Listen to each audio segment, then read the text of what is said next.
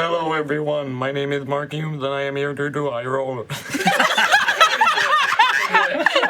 were close! You're so close! Too much air. It's just no grammar there. It's just so monotonous. Yeah, well, of course, it's been robot voice. Get with it. Oh, it's like Hello, a brain everyone. ran out of oxygen. Yeah, the robot ran out of power halfway through. Hi, everybody. Welcome to High Rollers D&D. I'm your Dungeon Master, Mark Sherlock Humes. Joining me this week, we have our regular crew. It's Rhiannon, we've got Trot, we've got Kim. Hello. And on the other side, we've got Tommy Hazel and we've got Katie. Oh, wow. We've got a very summery looking Chris Trot over there. A very summery Rhiannon as well. They're looking very summery. And a summery Kim because I'm wearing something that isn't black. I guess. I own t-shirts that are not black. Yeah. Okay. So All right, give it to you. springy. And then on the other side, Tom's wearing his little Star Fox t-shirt. Yeah, I am. Little Nintendo boy. Yeah. Little Nintendo boy. Is that Oh. for our friend Falco in Sure. in chat? Yeah, there you go. Sure. All wearing black. On All this right, beautiful- Androth, it's time to die. That makes no sense, what you just said. What did you try and say? All right, Andros, time to die. Yeah, thanks. See? Thank you. Wow. Anyway, with that, we've got a couple of things to talk about. And then we're going to jump into our session. All right. Okay. First things first, just a quick reminder, if you go to freshstore.co, still have a bunch of merchandise in there. We got a lovely, bunch lovely. of merchandise on there. You can go get yourself a lovely dice set. Lovely. Blessing. Lovely. No, you can get our premium dice set, the Blessing. You can get our standard dice set as well if you want something a bit cheaper, just kind of like your standard D&D dice. We also still have quite a lot of our hoodies from our core collection on there. We're trying to clear out this stock so we can do more exciting things in the future. So if you do want to pick yourself up a little treat, a little tasty treat for you in the summer, oh, lovely. Nothing better than a big, thick black hoodie during the summer. T-shirt. Our Christmas T-shirts. jumpers on there as well. If you jumper. want to get in there early. Listen, stand out this summer by wearing a High Rollers Christmas jumper everywhere you go. Cut the sleeves off. Yeah, get a nice Sweater vest. vest. Sweater vest. Yeah. Like Doug. So you can do that. You can go freshstore.co and pick it up. It does help us massively if you can go and grab some merchandise whilst you can. It's a very old reference. Oh, no, I realized that, yeah. Yeah. 60s kids will love it. Yeah. 60s. It's I way- wasn't allowed, I wasn't allowed 90s. TV when I was a kid, so, you know. Anyway, Just the gramophone for Kim. yeah. That's me. One other hoop. thing. Gather around the wireless. Come on, Kim. No, it was Holmes for me. Here we go. Holmes, Oh, yeah. look at it go. Isn't it exciting? Oh, Jax. It's going too quick. Don't forget to go and dig up your vegetables from the garden. There's food rationing on. Circles are a sign of Satan. They are. Right. They are. The other thing, serious matter now, that I wanted to quickly briefly bring up. So we're going to mention you guys are familiar. We've got our lovely studio. We've got our lovely love table. this It's so place. it's I love we it love so it. We much. love I it. never want Brilliant. to move. Brilliant studio. We will be moving studio for campaign 3 and beyond. Unfortunately, we had a bit of some bad news. We are having to leave the current studio through no fault of our own. It's just unfortunate circumstances, which means that luckily we can finish Aerois where we are, but in the future for campaign 3, we're going to be moving into a new place. Now, there's some good stuff to come out of this. One is it's going to be a bigger space. It's going to be a nicer space. We're going to have a lot more cool stuff. We're hoping that we're going to be able to do some really cool stuff there. It is going to be a little bit more expensive, and so we're kind of in the ways of brainstorming ideas of how can we, do more to make sure that we can cover those costs and stuff like that. That might mean more Patreon content. That might mean us doing more cool stuff for you to come and support us with as well. But yeah, it's an unfortunate situation. We do genuinely love this place, and we've loved being here for a year. We've just got the nice new table in as well. But it's beyond our control, unfortunately. And we wanted to let you know, we do have a new place in mind. We've kind of got somewhere locked in. It is, there's exciting stuff. It is going to be a little bit There's more. somewhat peace of mind there. At least we found. Yeah. Yes. We found a place. Yeah. It's more expensive, Yeah. but that's Bristol. That's everywhere. That's Like, everywhere. honestly, That's everywhere. we lucked out with the cost here, and We're very lucky to be here. But to see it go. we're excited Yeah. for the new place, and as Trot said, it is a little bit expensive. We're going to look into ways we can do that, and with your continued support, especially on Top stuff like the OnlyFans. Patreon. Oh, fine. I was going to Tom Tom Yes. OnlyFans. Yep. Yeah. No, but especially with the Fitness? Patreon, the support really does make a huge help as well. Thank you, everybody. There may be a little bit of disruption as we pack down, set up, but we're hoping to keep that to a minimum. Yes. So there may be a couple of weeks, And depending it will on be move post days. Aerois. Yeah. So Aerois let's is make that 100% clear. Yeah, Aerois is going to be done, finished, out the door, and then we'll be packing up, moving, setting up a new place. We're Well, going what to about, try and like- keep disruption to a minimum. I want like a couple of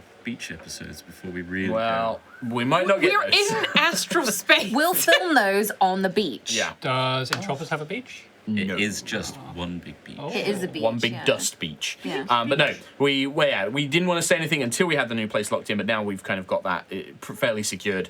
We thought we want to let you know because the studio was pretty much, so much of it was you guys. Yeah. So we felt it was only right to let you guys know what was going on. But yeah, so just a little. Moving Patreon thing again. Oh, there's going to be behind the scenes updates as new we're studio move. unpacking all of this, rebuilding it in a new space. There's Yeah. going to be loads of updates on Patreon. Yeah. Watch So if you Kim's wanna see breakdown those- in lifetime. Yeah. Oh, they'll also Sobbing in front of a spreadsheet. they'll Yeah. also be on YouTube Fucking members as well. So if you want to support us and help us improve and be better and do better, then Patreon and YouTube members is the Campaign place to do 3. that. Campaign Bigger, 3, better. stronger, faster, more. Hotter. erect.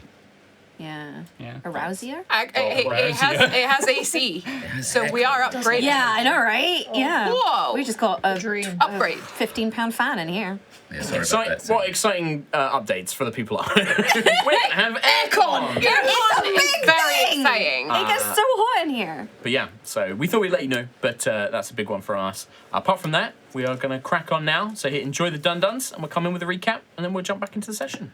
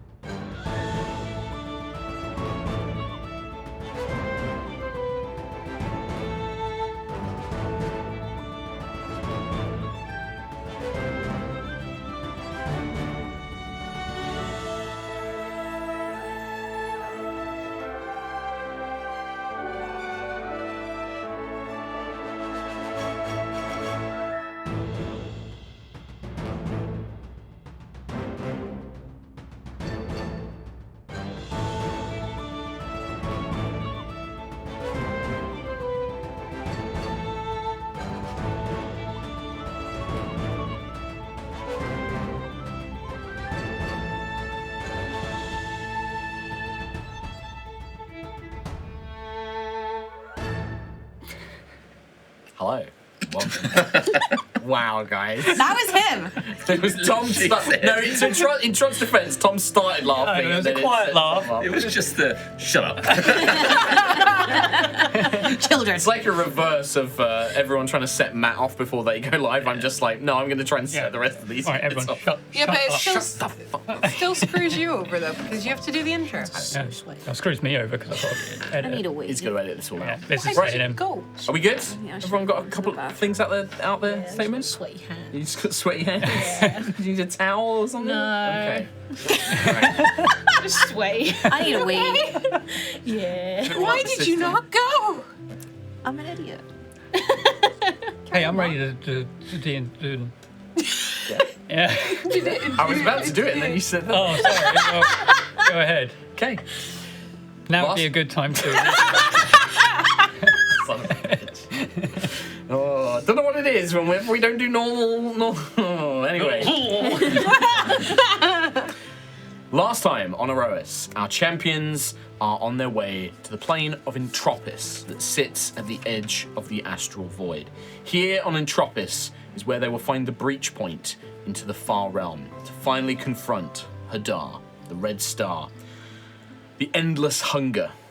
In doing so, they have allied themselves with Callus Valkyrian and many of their friends from Aerois. But one obstacle stands in their way. To reach Entropis, the champions and their allies must fight through an enormous fleet of Hadar's corrupted astral ships and strange, aberrant creatures that orbit the world. One of them in particular, the Fenrir, a Ragnarok-class astral warship built by giants centuries ago, is a powerhouse that threatens all of the Valkyrian fleet. To destroy it, a mission has been planned. The Stormchaser would fly in close, send over a small infiltration team to disable the Fenrir's barriers, arcane wards, to allow Thalia and the Twin Star Longbow to fly inside it and to destroy it from the inside. To do this, the party have split into 2 teams. We have Nova, Ayla, Hope, Scout, and Norfear on the infiltration team heading into the Fenrir itself, while the rest of the party are on the Stormchaser, defending it and their allies from horrible creatures and defenses around the Fenrir. After a desperate piloting sort of scenario, getting the Stormchaser close enough, the infiltration team attempted to jump over, with Nova nearly being separated from the rest of the team, but quickly recovering to the best of their ability and heading inside. Meanwhile, the Stormchasers have been fending off an astral Dreadnaught, which is attacking the Stormchaser, whilst an astral Kraken is currently being distracted by the goddess Siaska. Yeah. We're going to jump in. And I think I said last time that we were going to start back up with the infiltration team because I was going to alternate between the 2. Sure. But before that happens, those of you on the Stormchaser, as you are fending off this astral Dreadnaught, and you can see that some of your NPC allies have already been injured, the shields around the Stormchaser are beginning to crumble, and this astral Dreadnaught is posing a greater threat, although it is being damaged and injured at this point. There comes a terrifying sort of roar that seems to reverberate through astral space as you see a sudden flash of movement to the side of the Stormchaser, and then you watch as Siaska herself is knocked back by a colossal sort of dark blue-skinned tentacle from this astral Kraken. The goddess does not seem to be too injured, but being separated gives her a moment to realize how desperate the scenario is becoming elsewhere. As many of the Valkyrian ships are being destroyed by the Fenrir's guns, Siaska will unfortunately turn and sending a message to you all on the Stormchaser telepathically. Stormchasers, I cannot keep that beast held down for long. I must go and help the others. I've done what I can, but I need to go and help them. I will return as soon as I am able. And you watch as in a flash of starlight, she flies away, leaving the astral Kraken to turn its giant red glowing eye towards the Stormchaser. Oh boy. With the astral Dreadnaught on one side, you watch as this thing kind of almost uses the Fenrir to pull itself over, and it is even bigger than the astral Dreadnaught itself, and it looks far more dangerous. And we're small. We're tiny, right? The Stormchaser is of a decent size, but these would be they are bigger than the Stormchaser. You yourselves, these are gargantuan creatures. They are enormous. We're just in a weird, gross eyeball and mouth sandwich right now. Yes, it is looking pretty desperate. And you see that some of your allies, with this threat, Danica is clutching her side, somewhat injured. The threat of the Astral Dreadnaught is one thing. You also still have the Fenrir. The guns of the Fenrir are still blasting out at ships, and some of those stray shots are streaking past and hitting the Stormchaser as well. You are in a desperate scenario. Anti-magic as well. Oh boy. Oh yeah, where is the anti-magic? Is that across the ship or? It's on the front gun right now. Oh right. Yeah, well, it's kind of not like an anti-magic cone, but the Astral Dreadnought seems to have some ability to shut down certain parts of. So I think they have Sauron. Yes. So before we jump over to the infiltration team, Stormchaser team, what do you guys? Is there any reaction? Is there anything you would like to do in this new threat? I will be throwing in the Astral Kraken into the initiative order. So for the next round, that will be going on. But I will give you guys let's say that there's a few moments, maybe an action's worth of time. If there's anything you would like to do, call anything out to the allies or do anything. What do you guys reckon? Call out to Aerois to start doing some evasive maneuvers so that we can at least focus on one of them. Because we have the Dreadnaught is literally right on the ship, basically, right? It's I'm wondering if we can. Kraken is going to have to move up, but it is easily within reach of the Stormchaser. I wonder if we draw the Dreadnaught away from the Kraken, at least for a round or two, focus on that. Yeah. And maybe keep that Kraken at bay. Sounds like a good idea, yeah. So the anti-magic doesn't affect it as much. So yeah, I'll shout to Aerois. Evasive maneuvers, let's get away from the Kraken and separate the two. All right, Captain, I'll do my best. And yeah, she'll begin making those preparations. I'll factor that into the new round when we play. The Stormchaser will go first, and we'll have some checks made for that. Cool. Quill, is there anything you would like to do? I suppose so, yeah. I think I might. Oh. I might do. Hey. Oh. So they're now separated, right? And we're basically like Yes, moving but I away mean, from them. they're. I mean, well, let's use the term separated loosely. The Astral Dreadnaught is engaged with the Stormchaser. The Kraken is still somewhat at a distance, but it is going to very quickly be able to join the fight. It's pretty big. It could join very fast. Yes. Okay. All right. And you do also still have the threat of the Fenrir itself. I'm going to wield my spear, Okay. javelin style, because I want to yart this thing. I want to get this yoted, right? I want it yorted towards all of the. Wait, you're throwing away your staff Yeah. of Hesper. Yeah. No, a Spear of Oracles, the one that also contains Elder Quill. And he stood next to me right now. He's like, You're just yeeting it at the Dreadnought. He's helping you. he's not seen this. seriously. Yeah, towards the one that is not on the ship right now, basically. Kraken. And I want to call for Johandrius, the dragon from the Valley of Storms. So, you I hope watch. this is how it activates. I don't know what you're Just doing. like bang and oh. So if I recall, Tom, I told you that this is there is a charge and that this might not be a rechargeable ability. This is a oneer and a dunner, potentially, Oh, is this the hidden ability on your thingy? on my So, Spear of Oracles. Let me describe what happens. You watch as Quill pulls back his wing and he throws the Spear of Oracles like a javelin. And as it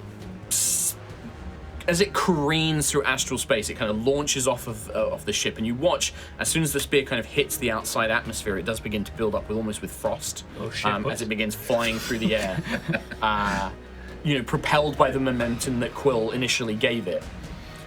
But that ice then begins to break apart and almost become like a bluish mist of white frost as lightning begins to crackle all along the haft of the spear, and then as the ice breaks, it begins to take a shape. And it begins to grow and grow and grow until it takes the form of a huge blue and white dragon made of tempest and storm and lightning. Oh, shit. And I'd like to have Johandrius join us at the table. Oh, yeah! Hello. Yes! Come on in. Hi. Welcome boy back. band. I was just, walking through Bristol and I was like, I better pop in here. I heard something. Your Stormchasers are in trouble. Yeah, I just had like a weird sense I should come here today. Yes, welcome back. Only Hello. Revs, this is the undone thread. Yeah. Those of you, if you're not familiar, Ravs played Johan, who was a guest character, who turned out to be Johandrius, a Tempest Dragon in disguise Fucking seeking called Quill's it. help. Couldn't have summoned me to a tea party or anything. Had to be no, space No, Kraken. Astral Space. Just the Battle of the Time. Astral space. I don't know okay. if you heard, but Astral Kraken, Astral Okay. Dreadnought, Okay. Fenrir, which is a Giga class megaship, I think is the Ragnarok. Yeah. Giga. Yeah, it's bad news. It's bad out here. It's bad. It's like, you've just been, willingly summoned out of nothing. How does Johandrius know what the hell is going on? Well, I will say this: Johandrius willingly put themselves in, they kind of put an essence of themselves, a spirit of themselves in the Spear of Right. Oracles, Yeah. and did tell Quill that when needed to call for them. Right. This was something that only Quill knew. Johandrius knows where he is, right? Yes, yes. He has an You have understanding and been followed the adventure. somewhat aware of everything that's been happening so far. Maybe not the details, so if you ever need details, you can ask Ravs. Yeah. But generally, you are aware of what's been going on. You also know the stakes. This is the point. The Stormchasers, the fate of Aerois, the fate of everything really is at stake here. Okay. Hadar, if not defeated, Hadar will consume everything in the known reality. Hadar's bad man. Bad remember man. that. Bad man. And that this is basically the last effort. The Stormchasers are trying to reach this plane of Entropis, but to do so, they have to fight through this massive fleet and specifically deal with this enormous astral ship. So not a tea party. No. Okay. It'd be nice. Would have been nice. I'm Now- on the deck of the ship. I actually didn't think that was going to work. But he's here. Look at him. Lucius is just staring wide-eyed at It's this gonna big beefy dragon. spread my wings and be like, oh, hello, old friends. My voice is all deeper and dragony now. Is that Well really done. you? Yeah, doing post, yeah. Good timing. Help! I didn't really have a say in the matter. Get back in there! For reference, Johandrius, I've already rolled your initiative, Okay. so I've set you up in the order. Okay. But we are going to jump to the infiltration team. So welcome, but now be Aye. quiet. Got it. We are going to jump across to the infiltration Sneaky team. boys. Yeah. So So far, so good. to recap where the infiltration team were: Nova, Ayla, Hope, our sort of unicorn centaur valley girl. We also have Norfear, Lucius's former nanny, turned out to be spy assassin lady. Go back to it. Black Widow, and Scout, who is a guardian, sort of pathfinder and sneak. You guys have made your way over to the Fenrir, and I believe you climbed through sort of a gun port, basically. Imagine like a big pirate ship or a big long Viking ship, and so you've kind of clambered through, passing through this kind of atmospheric shielding. And you defeated one of these kind of like undead, almost like thrall giants. Like they seem to be very weak, but they are manning these kind of guns. Don't seem to have like much in the way of mental faculty or anything like that. Almost like they're thralls or puppets being controlled. You currently stand in that gun chamber. There is a single sort of like door opening that leads out, but you have not yet stepped further out into that corridor or anything like that. You have the team assembled. At this point, I will say that it's very easy, like just like Scout maybe or Norfear, they will report that outside of this chamber is a long corridor, right? So you know that there is a long corridor outside. What we're going to do is I need you two, Nova and Ayla, because you are leading this team. You need to tell me, you need to decide whether the team is going to move quickly, quietly, or cautiously. And that's going to kind of set some of the skill challenges that they're going to use. Sexily. Sexily. Okay. So Picking a focus. Assume that, yes, Yeah. you're doing all three, but there is like a, what are you focusing on? Are you going to focus on trying to move quickly? Are you going to focus on being as quiet and stealthy as possible? Or are you going to focus on like making sure you're being vigilant of any dangers and traps and things like that? What is the focus you would like for the team? I think initially, at least. Initially quiet while we try and figure the out shit hits the fan. where we need to go. All right. Okay. and that Yeah. kind of Because thing. right now you are just in. You have no idea where you're going. You've just got a Like- corridor outside. Can we get measures in place like pass without a yeah, trace, pass without a invisibility, all of that Yep. good stuff? So Hope will cast Pass Without Trace on you, no problem. So you will have +10 to stealth rolls. If you would like to cast Invisibility, you absolutely can as well. Okay, I have the ability to cast it, but not on everybody. I believe you can only do it on 2 people, I think. Myself and one other. Yes. So who would you like to cast Invisibility upon? I guess Ayla being the biggest out Okay. of us, and Well, Hope's probably bigger. both of you, I think. Oh, so not including you're not yourself. going to do Yeah, it. because you can do that, right? Yeah, yeah, you 'cause can it's choose 2 other touch, creatures, So yeah. I can touch. Yeah, I can do Ayla and Hope. And I Hope. think. All right. Okay. In that case, I would like you both to make stealth checks, and I will make them for the NPCs. And this is going to be a round of stealth checks. Did we, on the Stormchaser, did we communicate to these guys? You cast a telepathic bond on Yes, there us, is a Thalia, Azari. Vala, and Rain. Okay. So So you probably heard, like, what the hell is that? yeah, but I think unfortunately we can't We're- deal with it right No, now. I know, it's just- yeah. We're busy. Too As long as too you're much. aware of... sorry, we haven't told Howard that. I will tell you that Okay. even with Pass Without a Trace, Hope got a 16. She is invisible. Oh my god. Yeah. Does she have advantage because she's invisible? Yep. Norfear got 33, and Scout is at 28. 25. 25 for Nova, 30. 30 for Ayla. damn. All right.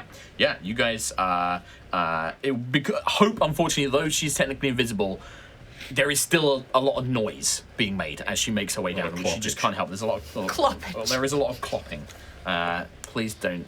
I know that there's an alternative hate that meaning for word. that. Yep, I know. Trust me, I know. There- oh. Don't worry about I it. don't know that. So Quick Google. don't. Seriously, don't. Why is my iPad killing itself? No. So, you guys make your way out into a corridor. So, can somebody, let's have Nova for this one. Can you roll a D100 for me, please? D100.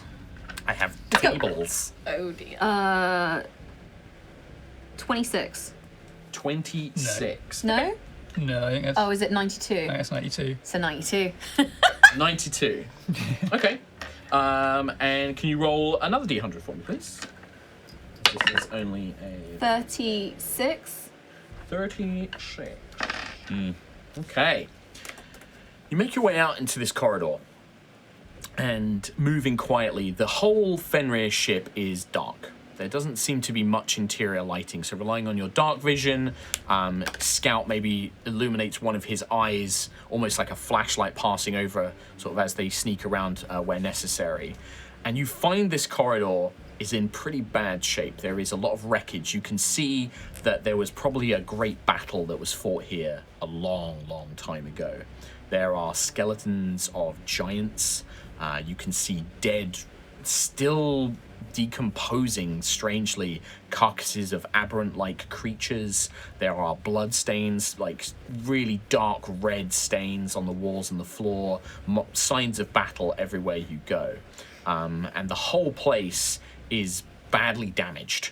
There's like broken pieces of the ceiling. You can see crystalline kind of like veins in the wall that almost seem like power conduits are broken and smashed and spark with arcane power as you begin making your way down. And it is pretty haunting, like the level of violence here. This is pretty dominating. For Nova and Ayla, this probably wouldn't be too much to deal with. You've encountered scenes of this. You are very stalwart heroes. But your 3 allies are going to need to make some checks. So can you guys roll for these for me? Can I get 3 d20 rolls, split however you like? So we'll have maybe Ayla do Norfear and Hope, and then Nova roll for Scout. 7 for Scout. Okay. 15. 15. Let's say that's for Hope. 19. 19. Norfear and Hope are kind of dealing with it okay, but Scout is, you can see, like, begins to kind of tremble and is looking very nervous about this whole scene. And they are going to have basically disadvantage on ability checks whilst they're kind of like dealing until they overcome this, basically. But you guys make your way through the corridor, and you guys come across. Is it like the scene in Metal Gear? Yes, that's exactly what I had in my head as well. Yeah, boy. It moves to a T junction, moving on either side. You can go left and you can go right. Can I telepathically communicate to Nova and say, where do you think, like, what, is there anything that we can do to try and get a better idea of where we need to go? If there's some kind of console that I can look into and figure out some kind of map of this place, then maybe, but right now, we're in a corridor. Okay, so look for a console. Yeah, Or something in the walls. I could maybe send Echo Tiangong ahead to scout, but I'd be deaf and blind if we do that. And they're not invisible. Don't do You're that. invisible. Don't do that. You're invisible. You're invisible. Yeah, Could you go ahead and look? sure. Do you want to go left or right? Left. Left? Okay. Heading down towards the left, you Rolling. sneak ahead, kind of leaving the crew, and Nova, you see that like Scout keeps looking back to this horrible, just like, and it's this ongoing, and hundreds must have died here, and it's gruesome, and the fighting must have been brutal. But Ayla, you make your way and you find a kind of room split off from the corridor that appears to be maybe some sort of storage room. You can kind of look in and you can see these thick, it's almost like it's made of wood, but it's hard. You can tell that it's stronger and sturdier than wood, engraved with these runic symbols. You don't speak Giant, do you? No. So you can't read any of the writing. It's all written in like a language you don't understand, but it does appear to be some sort of storage room. And at the center there is some sort of like dais, some sort of like stone pillar or something. It does look like some partial magitech or magical in some nature. There are runes. There is a slight glow to it, like a faint blue hue as you do. But you also get the sense that something is moving around in here. I will move back out of the room. Okay. And I will telepathically say to Nova, I think there's something in this room, but there's also potentially something magical. And I will relay what I have seen. Sure. Something magical? I think so, but it's all like runes and stuff. I can't read it. Oh, you mean something in the room, as in like the creature is magical, or? Well, there's something magical in the room, and there's a creature in the room. I don't know what creature is. Okay. There's two things. So maybe we need to take the creature out, and then I can use the magical thing to find magic. I'm repeating myself a lot. I'm nervous. Can you read giant? No, but I can read Common, Draconic, Elvish, and Primordial. That's not helpful right now. No, it's not. Nova, I don't know if you know this, but you guys are talking, and you're just being silent and staring into nothing. What's going on? Ayla's found a room up to the left, but there's something in it. Okay, As in a creature. okay. Do we fight it? Do we leave it? What do we do? I think we're gonna have to fight. Okay. Are there any other rooms in the corridor that I'm in? You could go down the other way. This kind of that corridor go to led the- to like a storage Okay. room, but there was a path to the right Can as I well. have a look to the right and check that out? Let's see. Yes, you can. And that would be. Oh no. Yes. You actually find at the far end, there appears to be, on the right side of that corridor, this T-junction, you have the storage room on one side. To the other side, you find what appears to be a kind of circular, cylindrical chamber that goes up and down. And there is this kind of big wooden disc in the middle, and it has chains that go up and down either side of it. It looks like a rudimentary kind of lift. Okay. There's a lift over here. You want to go up or down? I don't know. We could try that. Lift but I or- really need to get into some kind of console to see where we're going. But if you don't want to fight, Did it look like it looked like a storage thing? It didn't look like it was like a console thing. It was a storage room with a kind of dais, like a stone pillar Is that with like magic. part of the room? It kind of, yeah. Or- But there's like, yeah. and then there's crates and chests all around the outside of it. You want to have a look at it? We can do it. We just need Or there to is the other lift. team up. prepare to fight. Potentially. Ayla just knew that something was moving in the room. Like you could hear kind of like scraping and something shifting. Maybe you saw like a shadow half glimmering. You didn't get a good look at it because you just kind of backed out the room. But you don't know. You just felt that there was something in there. You just need. You tell me which way you want to go. Can I see if I can? You can stick your head back in. see Sure. What the thing is? Yep. We can make a perception check. Perception. Perception. Perception. Perception check. Prosecco check. Prosecco check. Imagine. Not for you, mummy. 19. 19. Looking in, you catch the shape of something. And you can see that in the far corner, kind of hidden behind some of these storage boxes, appears to be a kind of large metal cage that something the door is open to it. And you can see that kind of prowling around in this space is a sleek, panther-like creature with tentacles that end in like suckers. But it seems to be, there's something different about it. It doesn't seem to be something off about it. Like its behavior, it's not acting like a predatory beast. Does it have any red on it? It doesn't. And maybe Okay. that's something that you kind of notice is it seems to, you can't see any sort of red, or you don't see any of the typical signs of Hadar influence. It has these tentacles, but they're almost like appendages. Have we ever seen a displacer beast in? Yeah, your the campaign your before? characters have not seen a We displacer haven't, beast. have we? No. Okay, I'll explain it to Nova then. Okay, Nova may have seen it in a book, but yeah, I don't sure. know. You can make an Arcana check for me. Arcana? Yeah? sure. Okay, let's go. I can try and make friends with the cat. 25. 25. You've definitely read about displacer beasts. They are creatures, probably would have been something that Ganassi researched as being more from astral environments. They're not really on Aerois, but there are records of them and stuff from before times. I mean, they can be hostile creatures, but there are also cultures where they were kept as pets. I will relay all Okay, of that. displaced. Yeah. Should I try and make friends with it? You could do. Are you relaying any of this to your NPCs? I will say, there's a displacer beast in this room where Ayla is. What's a displacer beast? I will give the scientific. It's a big kitty. I want to make friends with it. It's like, we should probably... I mean, I can strike at it from the shadow. We can ambush it.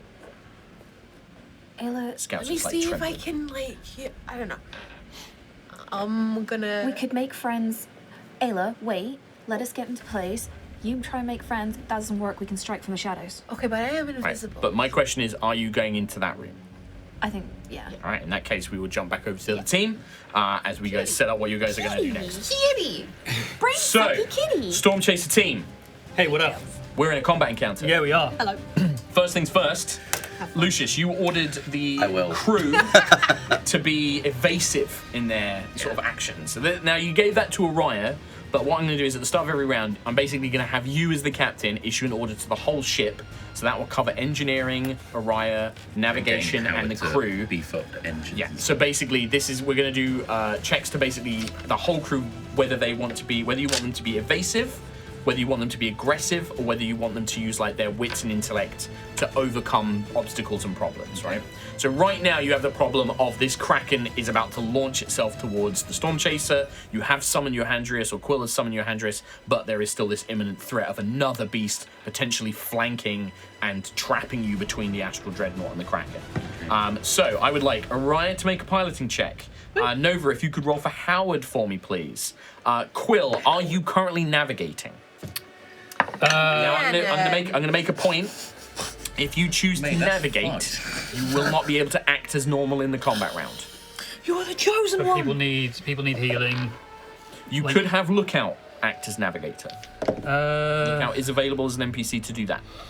Yeah, I'm trying to remember from Don't like this one. last week how bad are the NPCs looking? They're on the floor. gonna end up Danica, there. some of them are prone, but Danica is looking pretty hurt. Max and Protector are injured, but they are tough. Okay, I'll have a look out. All right. In that case, can you roll Navigate. for Lookout for me, please? Sure. And then Ravs as our guest, I'd like you to roll for the crew of the Stormchaser, the Wolfpack, Okay. please. Because no pressure. That is a 4. Oh, brilliant. Mate, So- you're gonna have to roll better than that. So your roll was a 4. I've got the bonuses in my head, so we got a 4 for the Stormchaser. What do we get? I got a 13 for 13 for whatever Lookout. that means. Araya. For Orion. Oh my 2 god. for Araya Araya. is- And then Howard. She's She's just got me as a. I'm afraid Holding it that down. is a complete failure. More than half of the team failed. Whoa, what all the did, team. what did Lookout get?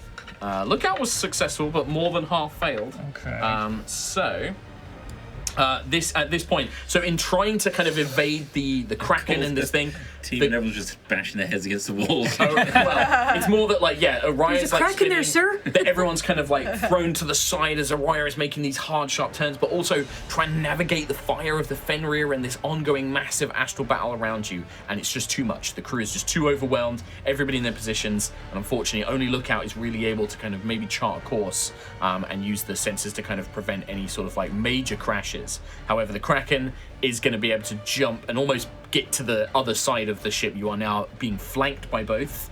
And there is also going to be some damage to the Stormchaser as the Fenrir is going to make an attack with an advantage. That is going to hit, and the Stormchaser is going to take some damage. How are we looking for shields? Side shield. etc.? Not great. Not good. Not great. Side is at 18. 18. Yeah, Front back. is at 9. Oh. Yeah. Back's at 0. What? The sides take 19 points of damage. That's one hull. So 1 point a hull, but more importantly, the side shields are down. Yeah. The creatures can now attack creatures on the deck. So, how much at the front, sorry? 9. 9, okay. So, that is going to be the Stormchaser's action this round. Cool. Danica round, guys. is Round. We rolled well. attack. Thanks. This is how it's been going. Danica is going to blast the Astral Dreadnought with a fiery blast, which hits. Nice. Is that just continual? She's just going to keep doing basic attacks, yeah. That is 19 points of fire damage to the Dreadnought. Does it look resistant to it? It does not. No, it does not seem resistant. Not to Danica. Danica actually ignores resistance. Oh, yeah, she's now asked. mental accuracy as well. Oh yeah, I remember you saying it looked like it could have, but It she could have pushed resisted through. it, but she pushed through, yes, to fire. The Astral Dreadnaught's turn, unfortunately. Sorry, there's a lot of things going on. Welcome to High Level Combat, Ravs. Yep. It's basically me taking 4 hours, and then these guys get around. Dude's a dragon. He's fine. Yeah. Dude's dragon, he's fine. Yeah. I can So, try. with the sides now down, Okay. the Astral Dreadnought is going to attempt to bite. Who is on the deck of the ship? We currently have Sentry, I'm right next to it. Lucius, I think the only people who are not Quill, is Howard. and then, the crew, and then Max, Protector, and Danica. I don't want to make myself a juicier target, but I remembered I'm currently concentrating on Aura of Life as well. The Dreadnought does not seem to be intelligent enough to really kind of pick up on that. It seems to be acting on some sort of primal instinct. I'm going to roll But I am chicken. a d6. Okay. That's just the wolf. 1, Yeah. 2, 3, He's a vegetable. 4 for Danica, 5 for Max, 6 for Protector. Right. Yeah, attacks Protector, who is currently protecting Danica, I believe. Is going to attempt to It's bite. their job, I guess. Natural 20. We only Alright, prepared Protector. him. He protect. He dead. It's 95 points of damage. Sorry, How much damage? 95! Wow. that Protector's not on probably level either. is that necrotic damage? It is. Doesn't matter That what was kind of force damage it is, Tommy Wombus. Protector is also swallowed by the creature. Okay. It literally, this giant mouth just reaches through and almost like Protector shoves Danica out of the way and tries to block it with a shield, but this thing just clamps its jaws over Protector and then just pulls away. A single hand comes up and he just like flicks him up with his thumb. 2 claw attacks now. Oh, good, even more. This will Which be 1 to creature is Lucius, this? Is the Dreadnought? 1 to Sentry. Lucius, that is a 24 to hit. Yeah. 19 points of force damage, please. Sentry. Oh my god, is that a nat 20? Fuck! Do it! Oh, the, I want to join my brother. It's not as bad. The claw is not as damaging. That's going to be Swallow me, you chicken! Take me! 27. Get him from the inside. Take me! So yeah, you just see Starbreaker coming from the inside. 46 points of slashing damage. Yikes. As this thing just bursts through with no environmental shielding to protect it, with one swallow, Protector is in its mouth. Might still be alive, you don't know. But then with the claws, Lucius, like you barely kind of like rakes across you. You manage to throw yourself back, but Sentry, as you're like almost distracted by Protector, you just get railed by this thing as it just rips across your body, shredding your armor. That is the Dreadnaught's turn. Johandrius! It's my turn. It is your turn. There is a Dreadnought and a Kraken. The Dreadnought does look injured. The Kraken, I will also say, the Kraken does also look injured. It looks like Kraken's battle with Siaska has left it injured. It is not at full health. Right. Kraken, however.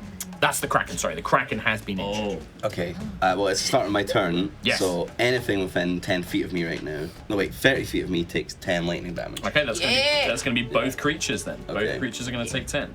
Alright. It's been a while since I've done a spot of fishing, and I'm going to fly at the Kraken.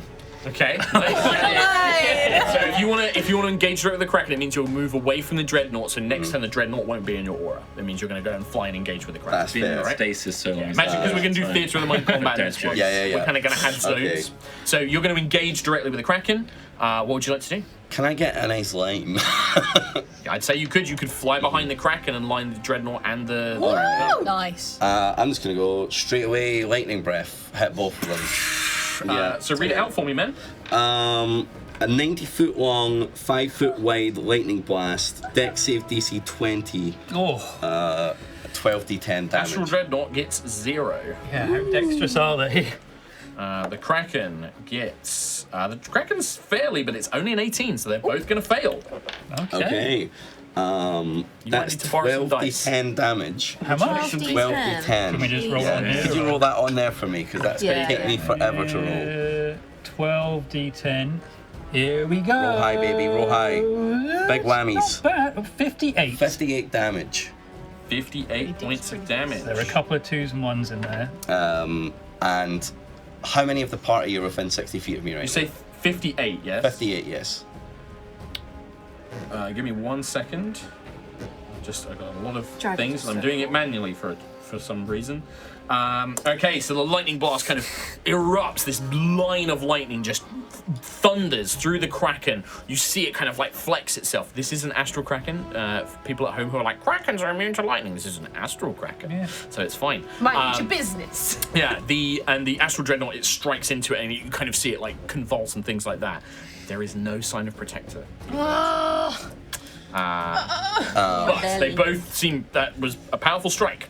Is there anyone within 60 feet of me that's in the party? I would say anybody in the party. Okay, I'm gonna give some bombastic side eye to Sentry, and my eyes will light up blue, and you will become Stormlight infused. What? Yeah, it's bonus action. One creature within 60 feet of me gains blessing for 1d3 plus 1 rounds. So I couldn't fit the blessing into what I wrote for for Ravs, but it is basically the blessing for future reference. If any of you get this, when you are infused with Stormlight, you deal an extra D10 of lightning damage with weapon and spell attacks. The DC of any spells that deal lightning damage are increased by 2, and you gain a flying speed of 60 feet. I can fly. Flying speed. Yeah, and it lasts for. Can you roll a D6 for me? I did. I rolled a 2 on a d6. So that would be a D3. That's a 1. So it's 2 rounds. It lasts 2 rounds. Yeah.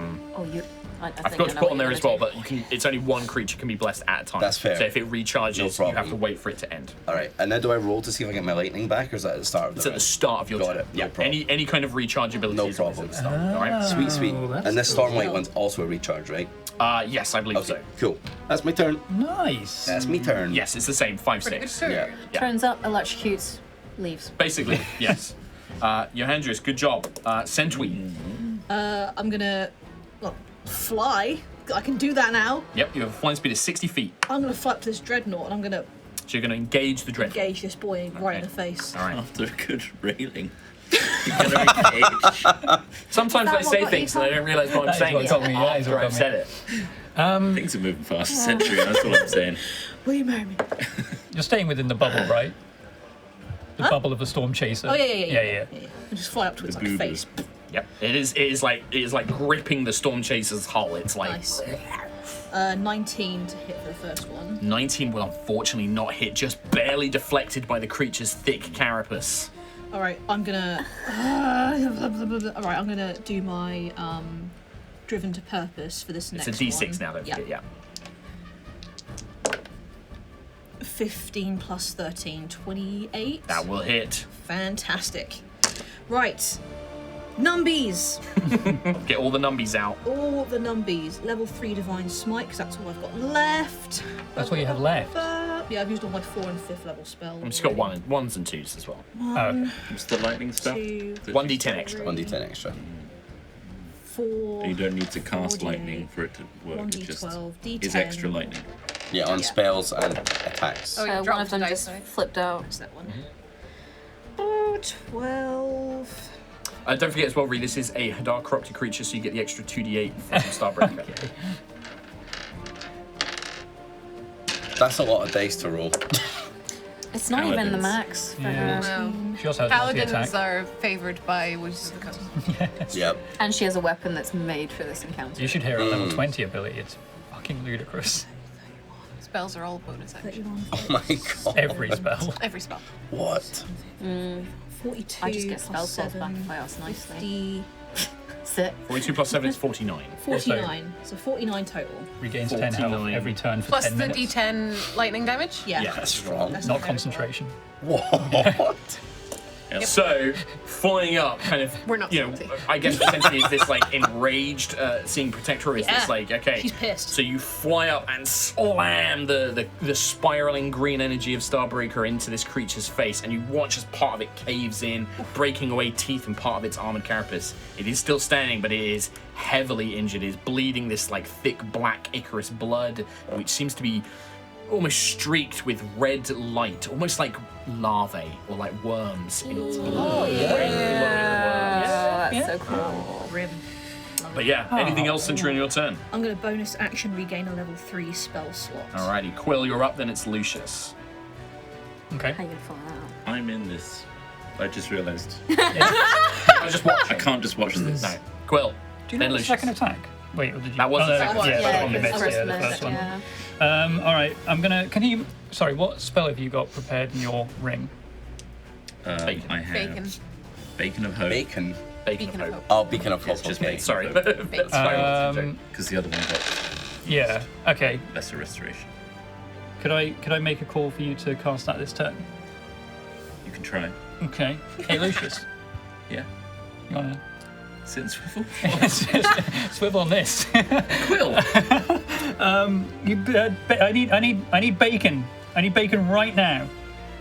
Okay. And I'm going to hold an action to cast Mass Cure Wounds when Lucius Activates Beacon of Hope. does bacon. Okay. All right. That's going to be your action. You are concentrating on that spell. Yeah, that's fine. So I'm holding concentration with Elder Quill. Okay. Yeah. Done. He's making Done. a face. All right. At the end of your turn, I'm going to take a legendary action from the Astral Dreadnought and the Kraken. Oh, both of them are the same. Okay, that's fucking neat. Combo actually. move. I need all of you, including Johandrius, Okay. to make a Wisdom saving throw. Wisdom. That's not. That's okay. I assume I'm too far away. You're 30 feet for +3. 19. Everyone but Johandrius will get your plus three. Oh. 19. That's a success. Oh. This dice is 13, fail. 17? Fail. Oh no. 2. Success. I will roll for Say 42. Danica passes. I wish. Max fails. That is going to be 26 psychic damage if you failed, 13 psychic damage if you succeeded. Quill, that's a DC 13 concentration. DC Has anyone 13. got a rubber? Yes. Oh, wait, Sorry, yeah, I got it. yeah. Oh, there's one there as well. We got Oh. it. We got it. We got it. Okay, so I'll Mark, we do. got it. Mark, got No, one. no. Good. Do you need? You've got a pencil. I've got another pencil. Yeah, thank you. We got So about 20 on sharp. the- Wait, is this written in, this is written in pen, isn't it, Mark? Yeah. That's why I gave you the box to That's like track your like, very XP fair. and stuff in. I thought the box was fun. On the heel, that is. Oh, fuck me. That's a 6. And on the other one, that's a 12. Both gone. Both my spells gone. You saved, so you only took half damage. You took 13. I took 13, did I? Yeah. Oh, great. You saved. Even better. So yes, you would have taken 13. Yeah. So unfortunately, as you Both are spells beginning to gone. concentrate, preparing this spell ready for Lucius, this thing hits you with this psychic projection, this psychic scream, and it just your mind becomes addled, and you lose the spell. Unfortunately. Don't worry about it. Or do. For next time. Danica manages to resist it. Max, unfortunately, is like clutching his head, but he seems okay. He's pretty tough. The Kraken is going to make a tentacle attack against Johandrius. Johandrius. Cough medicine Is it? with clout. 27. Oh, that hits, yeah. That will be 20 points of damage to you, sir. That's and you are all. grappled Okay. as it wraps its tentacle around your draconic form. It's locked it in is- with me. I'm Yeah, not that's locked in it. with Yeah, you're not grappled by it. It's grappled with you. Until this grapple ends, you are restrained. Okay, how much damage was that again? 20. 20, okay. Maths. 293. 293. Yeah. Now it is Lucius's turn. Lucius will. It's an action to use my ringy ring. It is. I'm going to action Beacon of Hope. Okay. That is your action. It worked. Great. And then I'm going You're gonna to. do your bit. Your turn. Um. I'm going to throw as a quickened spell, Okay. Chromatic Orb level 2 at the really hurt Dreadnaught. Okay.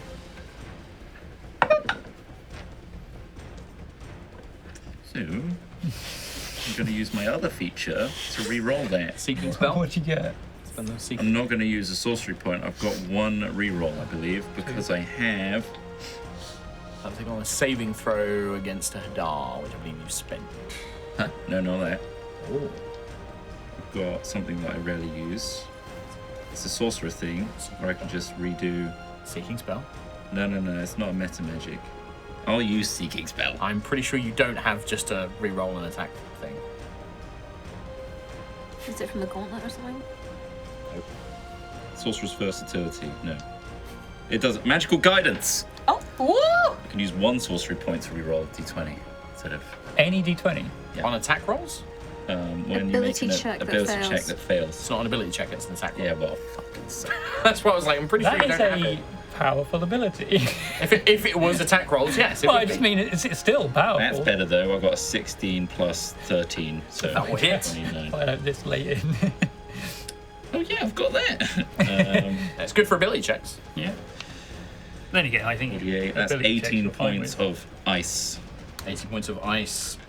and I'm an adept, so they can't be resistant. Can't be resistant to it. Nice. I'm going to dichromancy 30, so that's level 2, 8 points of dichromancy on it as well. To the Dreadnaught? Yeah.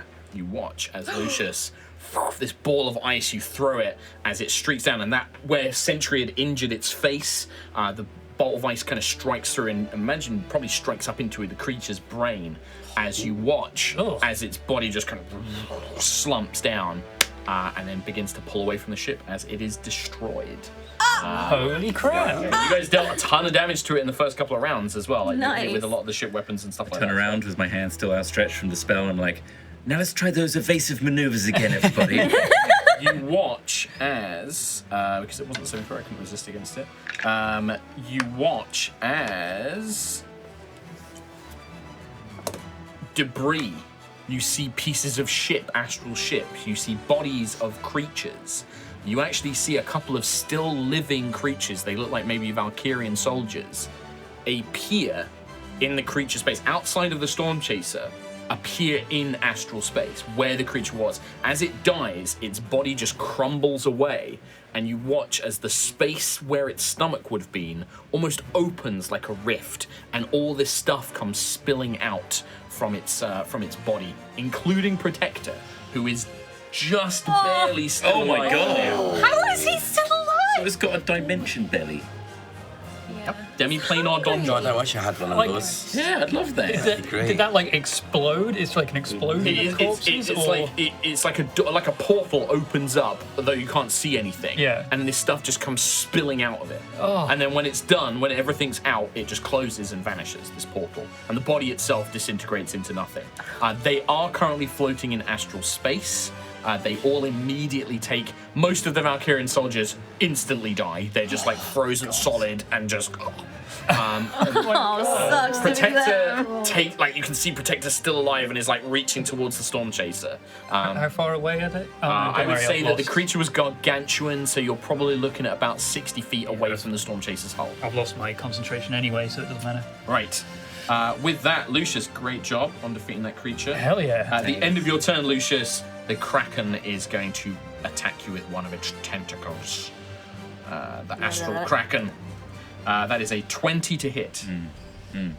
20 points of bludgeoning damage, and you are grappled. Whilst you are grappled, you are restrained. You can escape it on your turn with an action. However, it is now the Kraken's go. I'm not super well right now.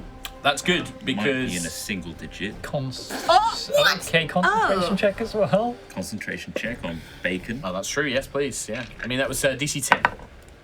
11. Succeed. On the Kraken's, the Astral Kraken's turn, it is going to make 3 tentacle attacks. One of which is going to be to throw Lucius back down onto the deck of the ship. It can fling a creature it has grappled. Yard, son. Okay. Bacon gonna be gone. And then it will make 2 other. It will make 2 other tentacle attacks. Johandrius, Can it fling me? It can't. You're too big. Okay, that's good. Little big That's boy. good. So tentacle attack 1, 2, 3, 4, 5, 6. Both tentacles are going to be at Sentry. The next 2 Okay. ones. Good. What's the check for Lucius? Are they making an attack, or is It's an Just attack. check, he's just throwing It it. just is thrown. He's actually going to throw Lucius at Quill. Quill, can you make a dexterity saving throw for me, I want to catch please? them? Oh, dexterity. Boy, catch you, big boy. Catch the boy. Bam. 15. 15. Yeah. You both take You get +3 from me. Oh, 18 then. 18 is just enough, actually. Yeah. You will dodge to the Okay. side. Oh god. I mean, I'd say if you would like to try and catch him instead, you can either dodge or catch. Would that lessen Lucius's? Maybe. I mean, I want him to keep his bacon. Arms of an angel. Sure. I'll This could be your Titanic moment. try and gust catch him. You're just Ragdolling me around. in that throwing case, him back. 23 bludgeoning damage. It's going to go down to 11 bludgeoning damage, but Quill, you're also still going to take 11 I'm still bludgeoning. down. Yeah. Yeah. Oh, you are down, still down. yeah. Okay. Shit. He was on 7. In your arms. When did that happen? I mean, they've been blasted by like Aerois and Yeah. stuff. Yeah. Quite a lot. Might not have been fully Sentry, healed from 2 the- tentacle attacks. That is going to be 23. Yep. And then, 22. Yep. Okay. You're going to take 20 damage 2 times, so 40 damage. Ugh, And you are grappled as well. Ah!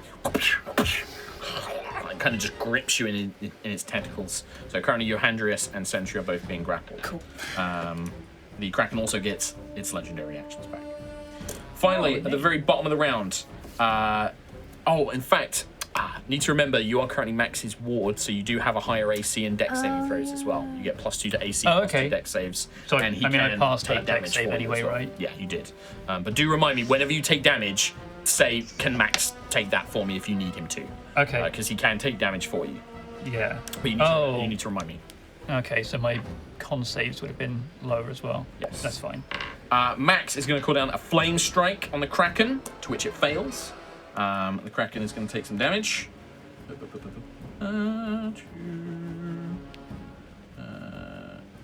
that.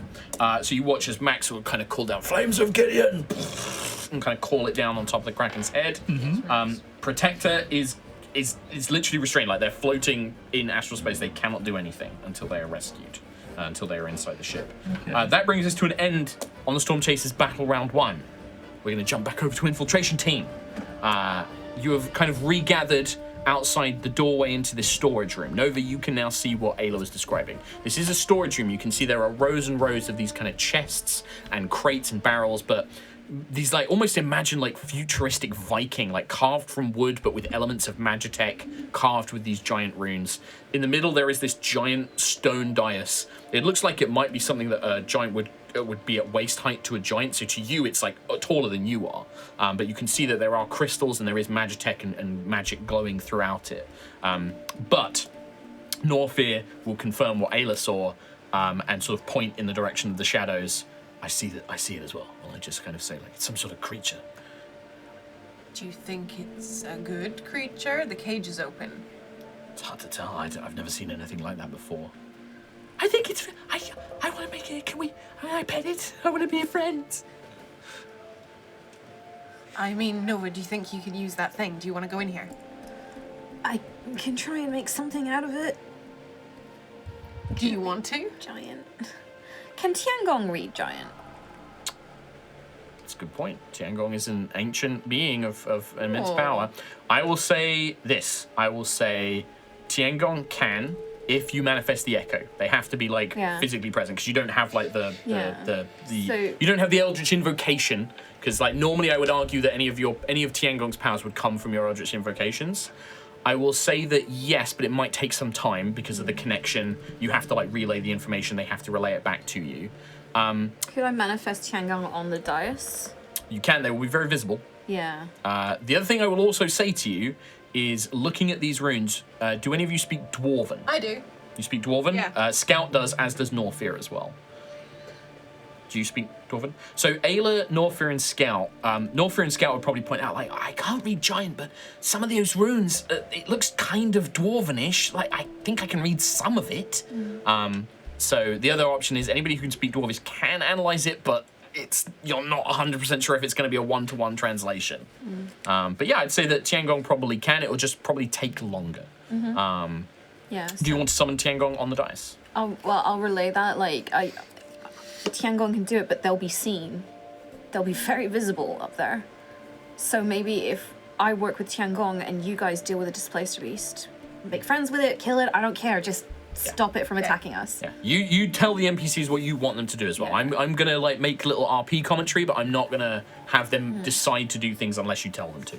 So I think maybe if I take Scout with us to deal with the dais and Scout can climb up there as well. Yeah. You can actually physically climb up on top of it. Yeah. So you can I can give you a you need to levitate or or have Yeah. someone boost you up. I can give you boost up. And then if you guys, Norfir and Hope, deal with the Displacer Beast, Okay. I think that's what we're gonna do. All right. Okay. So All right. In that case, you two are both invisible, so Ayla can boost you up. I'm Oh, not. you're not. Hope Okay. is. In that case, if Ayla's going to boost you up, you and Scout will need to make stealth checks to see if you can get on top of it without being seen.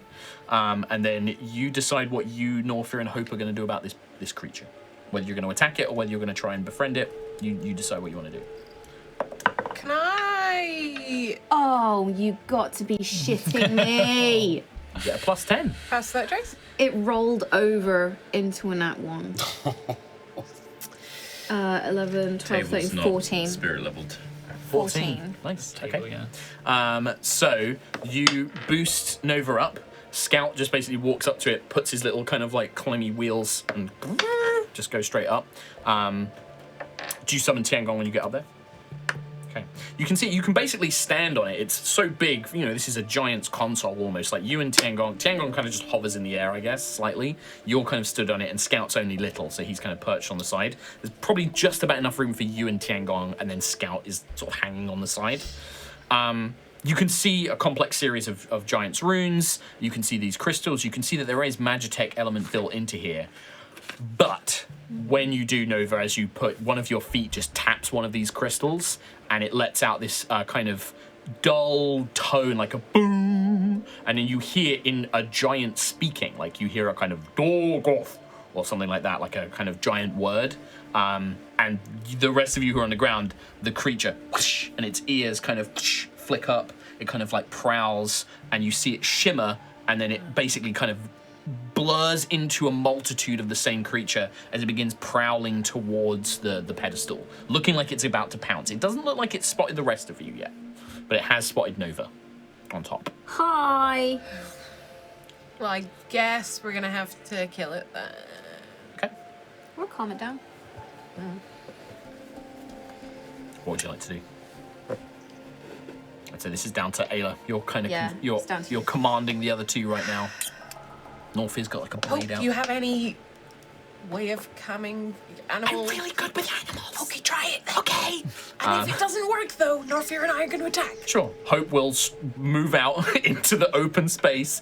And she's like, here, kitty, kitty, kitty. And she will attempt to make an animal handling check to try and calm Those always this ends well. Yeah. In fact, I'm not going to roll for it. I'm going to have someone else roll for it. I'll have Katie roll for it. Yeah, roll a d20 for me, please. 18. Oh, 18. Ooh. You watch as Hope's like, it's okay, we're not here to hurt you, it's fine. And she's like trying to calm it down, and she kind of gets like puts her front legs down, so she's kind of very calm position. And you see maybe it's Hope's archfey kind of fey element to it, but the Spacer Beast, its ears that are back and it's aggressive, it kind of like lets its ears relax, and it kind of like almost looks at Hope curiously, and it sort of pads around her, more interested in her now than whatever Nova's doing. And like Hope gets like some food out and is trying to feed it, and it looks like it's at least calmed or satiated enough that it's not too worried about what's going on with Nova. Norfear is just like blade at the ready. Yeah, like, I'm say ready the to word. Like, all to right, displace a beast. Yeah, can we have Pet. a friend? not in this campaign. Maybe next campaign. come on. Cat too. So, Nova, on top of this console. I guess working with Protector and Scout. Protector's eaten. Scout and Tiangong just Yeah. trying to. You don't need to make a check on decipher. this. That's good. With a bit of time, a few seconds or whatever, Scout is pointing. He's like, well, I mean, in Dwarven, some of these runes, I mean, this one I think says forge. It's pretty clear. It's pretty similar to the Dwarven word for forge. This one is like, I don't know, like open or activate or something, I think, for this one. But I think these are directions, and these things can be sent, I think. And he points up, and you can see that in the top half of this room, there are like chutes, there are like chambers, like tunnels, like small tunnels that these crates could actually be fed into. And Tiangong will say, I concur with the Guardian. This appears to be a storage center, able to distribute supplies around the Fenrir. This dialect is unusual. My translation is not much more reliable than Scout's, I'm afraid. But I concur. This does appear to be a forge. I believe that we are currently in a place of rest, I think the word translates to. I think that these might be compartments of the ship, areas of the ship, but the translations of exactly their purpose is what I'm getting stuck on.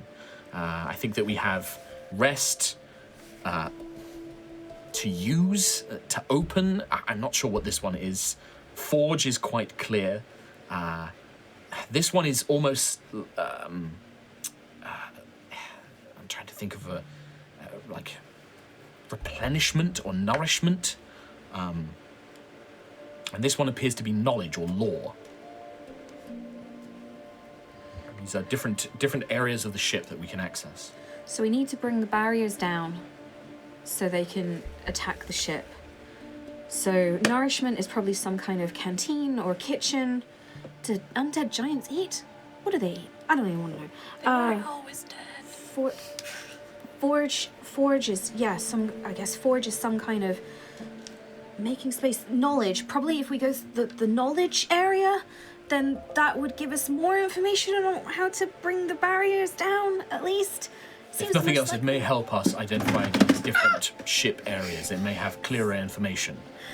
Nova just stumbles over. Keep it together. This is just to examine the console. If you'd like to try and this device in front of you, you could try and activate it. You don't really know what it does. This is just reading off like some of the runes that are already in place. Like Scout's kind of seen almost like a map, but not quite a map. It's just like areas of the ship that things can be sent to. Is there like one of these chutes? Is there like a thing underneath it? So like if we were to test, for example, and be like, I want to press this. You don't see like a crane or anything like that. No, you haven't seen anything like that. Where do these chutes come down? Like where would we have to stand? Well, they're in the walls. It's kind of like tunnels. They're more like Right. tunnels that separate off. Okay. But they're closed as well. They have like little hatches on them. I guess can I press the button that says open? So this is going to be you find the nearest one that Scout or Tiangong can translate to a sort of open. If you can make an intelligence test with advantage, it's just straight intelligence with advantage. Oh my Dice rolls god. continue. Is that a 1 again? That's a 1 and a 6. Oh my god. Plus 3, 4. No, what's my int? Yeah, 3. 9. Okay. They're going in the naughty You part. press what you think is open. You press a few of the functions. Lights begin to flash. Red lights. You don't think that was the right. You've done something, and you begin to hear this more aggressive, almost monotonous giant voice. Gorgath, Volkara, Mokdok, Mokdok. And then you begin to hear an alarm. Oh, for fuck's sake. Yep. You are, however, going to open one of these chutes, and you see that the hatchway does open, and you see a kind of invisible, a kind of faintly glowing disc appears under a chest, and it moves it into the tunnel, and then woof, it shoots down this tunnel like it's pulled by some magical force, and that does remain open. Which you want that to go towards lore? Yes, you were like investigating it. Lore. I will say that you have accessed that connector. You will be able to use this to progress further into the ship. But there is now an alarm. Jumping back over to our Stormchaser team. Yay! What would you like the ship's crew to focus on? Replenishing shields. Okay, so focusing on defense at this point. At least I think so. What do you reckon? Yeah, we need it. Yeah. Yeah, it does make sense. Okay. I'd like to have a bunch of checks from the pilot, the engineer, the navigator, and the crew. So if we can have Aerois, perhaps Trot, you can roll for Howard in the engineering. Tom, if you can keep rolling for lookout. Yeah. And Ravs, keep rolling for our lovely crew. Okay. Just a D20 roll, just tell me because I've got their bonuses. A 7. 7 for the crew. Oh, no, that's a 4. Okay. Again. No. 6. 6 for Howard in the engine room. He's still going to replenish shields, but this is for other things. 14. 14 for Aerois. I got a 13. Get 13. there. Not as bad. Not a complete failure. At least half of them did succeed. However, doing it. and you're going to Not a replenish complete some failure. shields. To the side, would you like shields? Yes, please. Oh, that's gonna be- that's where the Kraken Yeah, what is. bearing is the... 12 points of shielding to the side. There. Any creatures that are currently being grappled by the Kraken, so Sentry and Johandrius, you can still be attacked by it. It's Wait. kind of almost going to try and pull you out. I can't say anything because I'm down. Well, I this can't is... give It doesn't matter. Like this is kind of like a group kind Okay. of test. You're still like this is how they're acting on what they think they should do. You know, this can be Quill shouting at them to do whatever. It's just because you're the captain. I want you to make the decision. But there is still some cost. You still get to do what you did. They are going to be more defensive. I'm going to make it so that all of you have a +2 to AC temporarily Wow, for this alright. round. As Aerois is like using defensive maneuvers to try and keep away from the Kraken. Howard's trying to replenish the shields. Lookout is actually using the ship's systems to try and plot, ways to get things in between you and the Kraken. Stuff like that. Cool. The crew, however, are in total panic. The Wolfpack are just freaking out at this point. Everything is chaos down below decks. But then we're going to jump back in with the whole team. Danica will look at you, Quill. I can go and get the Guardian, or I can deal damage to the Kraken. What do you want? No. Lucius is down. You need to tell me now. How is the Kraken looking? I mean, my vitality It's scanner, I'm going to super say, strong. is broken. Okay. So I'm not going to just like. It's power level. Vegeta. What does it say about the Kraken's vitality level? But yeah, it's taken some blows, but it looks pretty tough. I mean, no one else can get Protector, right? So get Protector. All right. She kind of uses her hands to like summon jets of fire, and she is going to surround herself with flame to protect herself from the cold. Nice. And she's going to fly out, grab Protector, and then dash back and basically land on the deck, almost like steam rising off of her as the cold and the heat have been best. She does take a level of exhaustion because that is using her sort of conjure heat ability. So she's going to take a level of exhaustion. Hey, that was cool as hell. Thanks, Danica. Kill that thing. Yep. Johandrius, kill that thing. Johandrius, you're up next. You are Okay. currently being restrained, so you have disadvantage on attack rolls. You can try and break free, but it's your action to break free. Okay. Can I legendary resistance break free? Oh, I'd say if you want to spend one of your uses, I'll let you do that, yeah. Okay. Well, let's first of all see if we get our lightning back. Ooh, that's a 5. So I got my lightning back. Oh shit. And I don't get fusion back. Okay, No, so wait. you've got the lightning back. That's pretty good. Oh, Yeah. Yeah. those dice are hard All to right. read. They are. So you feel that power kind of churn back inside you. The tempest begins to storm and swirl as you feel your lightning return to you. Okay. And I'd say, yeah, if you want to expend one of your legendary resistances, I will let you break out of the grapple for free. Yeah, I'll do that. Alrighty. So the wings burst open as you kind of send the tentacle flying off. You fly back out into astral space, unaffected by the cold.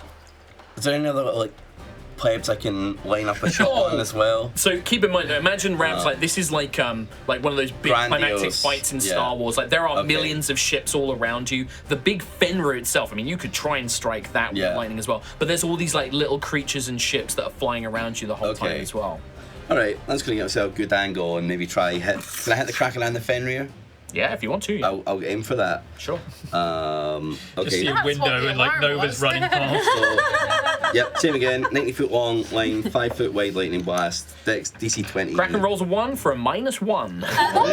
Well. Get wrecked. Oh no, sorry, that was the Dreadnought actually. The Kraken would have got higher, but it's still a failure.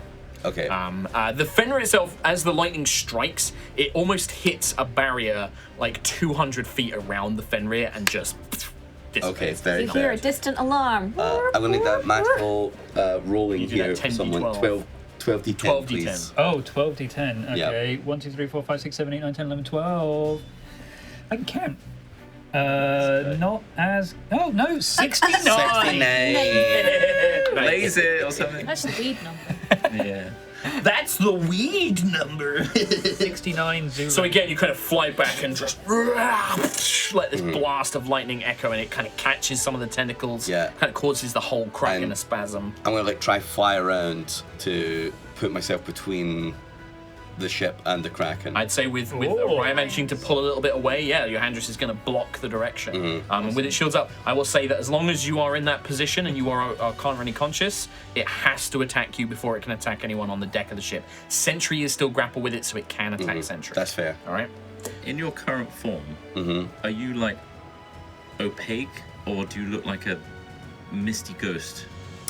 That's you a like question mark. Are you Am like I- a hologram? I'd say like kind of He's misty. There is a fully solid, spirit. right? There is a spiritness to the to Johandrius, but physically was able to be grabbed, has physically like struck and Yeah. things like that. There is physicality to it. Because you put a fragment in the spear, right? Yep. So is it not all of you? No, it's still a little bit of me. It's like, Just a you know, little. like 1% of my Yeah. power. The rest of you is fishing somewhere. Yeah, I'm just chilling on a beach. Yeah. Having a couple of Mai Tais. Why not? You're like, Mark yeah. Hamilling it. Yeah. Kind of. At the end of your round, Ravs, Okay. Johandrius, legendary action from the Kraken. Okay. Uh-oh. The Kraken is unable, like seeing you kind of like block its way. The Kraken is going to kind of shimmer as you watch this red ink begin to spread from its body. Oh. I need Sentry, Johandrius, and everyone on the deck of the Stormchaser to make Constitution saving throws. Do I auto fail a death save? Constitution, I think you still make, actually, even if you're unconscious. That is a But you are going to basically take one automatic. Actually, Natural Trot, 20, you're going to make one baby. automatic because it takes half damage, so you just take one automatic death save. natural 20 for 26. That's a success. All right. Oh God. 26, 12. 12, fail, I've got a nat 1, 8 total. fail for Still a me. Why? This is the best side of the table. Protector and Danica both fail. Unfortunately, Max succeeds. I'm just going to make one roll for the crew. The crew are unfortunately very ill as well. That's going to be, if you succeeded, you take half. Everyone who failed, it's only 16 poison damage, but you also gain the poisoned condition. I have resistance to poison There you go. because of the wyvern armor. So it's if it's halved, it would be 8, or halved again if you get both, then it's 4. But and if you're resistant, you don't take the poison condition. If you did fail, you also gain poison condition, which is disadvantage on attack rolls and ability checks. That's the first time that's happened. You do see Danica quite injured, and some of the others like she coughs up blood. The wolf pack, they're not down, but you see most of the wolf pack are like coughing as this red mist just kind of flows over the ship, penetrating, permeating through the barriers. Oh, I love that, Just- but I hate that also. very Dark Souls-y kind of like. As that spreads out, the beacon of hope just goes back into the ring. Unconscious. Yeah. Unconscious Lucius. And that is one automatic death saving throw for Lucius, by the way. Sad. That was at the end of Johandrius' turn. Centui. Hello. Hello. Hello. Hello. There it is. Got it. Can I? Oh, that cloud as well does obscure the area. So the Kraken is currently like benefiting from like being partially obscured as well. So you guys, the Kraken does seem to be able to sense where creatures are, as can Johandrius. But yeah, it is currently thing, and it is Makes lingering. sense. That cloud, by the way, hasn't gone away. Uh-oh. Like a mushroom. Is it in a certain area of space? Can the ship Can you physically physically- move? Yeah, out? potentially. Yeah. Sorry, I'm not here. Sorry, whose turn is it? It is Sentry. Sentries. Oh right. You were just looking at me. I thought like. You're next. This Yeah, is your okay. last turn of flight. Oh, is it? Okay, last Yeah. turn of flight, right. You make it Can grappled by I the tube. enlarge to break out of this grapple? You can. It won't automatically do it, but you'll get an extra. You'll have advantage and an extra D4 on the escape attempt. All right, I'm gonna try. Because unfortunately, this creature is able to restrain a large creature as well. Embiggen. I'm big and the smallest man. Would Okay. it still This is be? an action to break free. Yeah. All right. But you get advantage and an extra D4. I rolled 13s on both dice. Okay. Hey, better. 13's good. It's above 10. Double digits. Yeah, I don't know what that's like. Strength save. Strength saving. Well, athletics, so long. athletics check. Athletics check. You've rolled a 13 of all of your dice combined. 13 rounds, yeah. So 15, 25 total. 25 total. You break free of this thing, and the flight kind of keeping you aloft as this white stormlight. Stormlight archives, baby. Hell yeah. Kaladin, baby. Kaladin, my boy. Yeah. Can I then use my last turn of flight to flight back to the Stormchaser? Can it'll be an attack opportunity. Yeah, bring it. Ooh, 20 to hit. No, it doesn't hit. Doesn't hit, just narrowly misses. Because don't forget, if that had hit you, it would have grappled you again. Yeah. So as you kind of zoom back, the Kraken tries to take a swing and grab you just before you leave its reach. You manage to pull back behind Johandrius, and then you end your turn on the ship, yes? Yeah, can I bonus action activate Aura Vitality? Yes, I would like to do that, please. absolutely. Because your enlarge is not a spell, technically. No, so it's part of the Matrix. yeah. All right. What does Aura Vitality do? So it wouldn't be this turn, but next turn I could use a bonus action to Heal. give 2d6 healing That's to it. someone. Oh, that's an action to do. When you It's a bonus action for me. But it's a bonus action to give someone else health. healing. So I'd do it next turn. Wait. Oh, so you've done your Yeah, I've done my Leviathan action, I've Titan flown. thing. don't worry about it. Okay. It's fine. Yeah. Okay. Yeah, it's at the bonus action. end of your turn, Sentry, because you are still in the red mist, I need you to make another Constitution saving throw, please. Yar. It's at the end of your turn.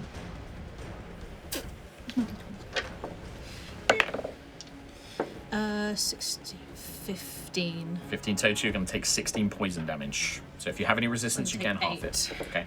The Alrighty. aura concentration will know Aura. Oh, what you just did. Quill, you're up next then, Lucius. It is Constitution.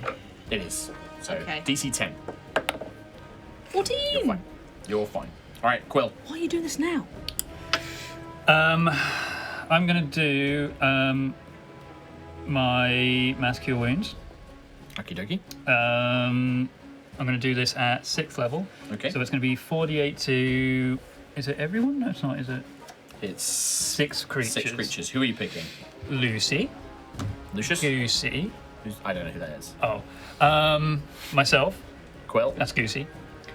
Makes sense. Actually. Yeah. Yep. Danica. Danica. Max is doing. Max is okay, actually. Yeah, I forgot to add a little bit of damage she took last time. but I think it's actually Danica's fine. pretty bad. Yeah, Danica's Danica's not looking great. Danica's on And the Protector's list. pretty bad. How are you? Protector is very bad. Protector is Oh yeah, dead. Protector. Yeah, it's flashing Protector. red. I'll take some heal. Take some. I'll take some little heal. I don't know.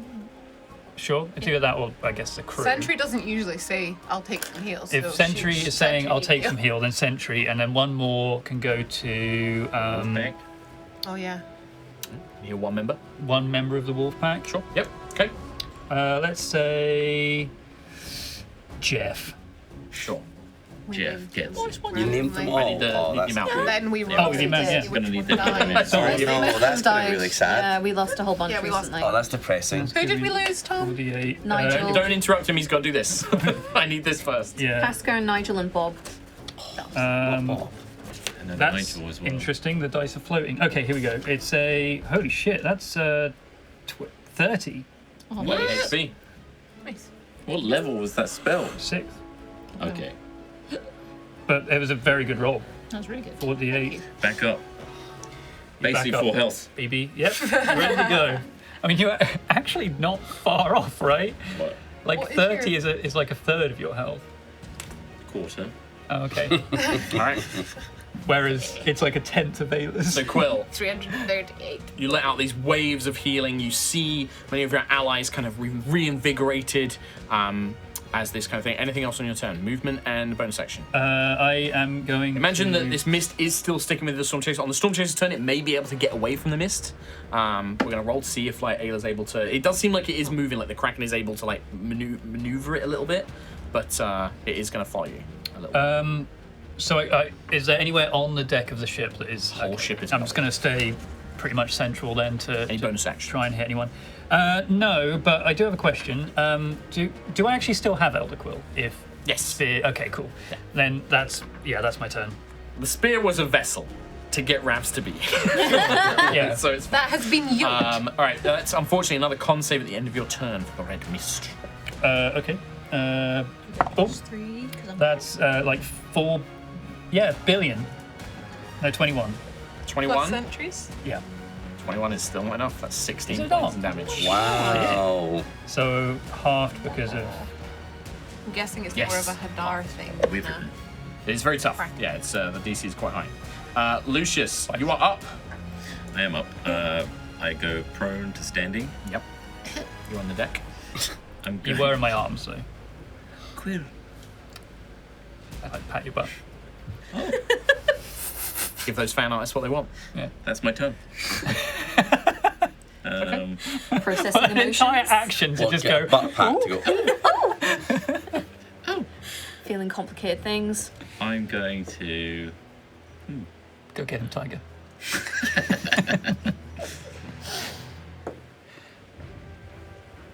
Apologies. That's right. A lot of stuff going on. Chromatic orb At the Kraken. at the Kraken, 5th level. Okay.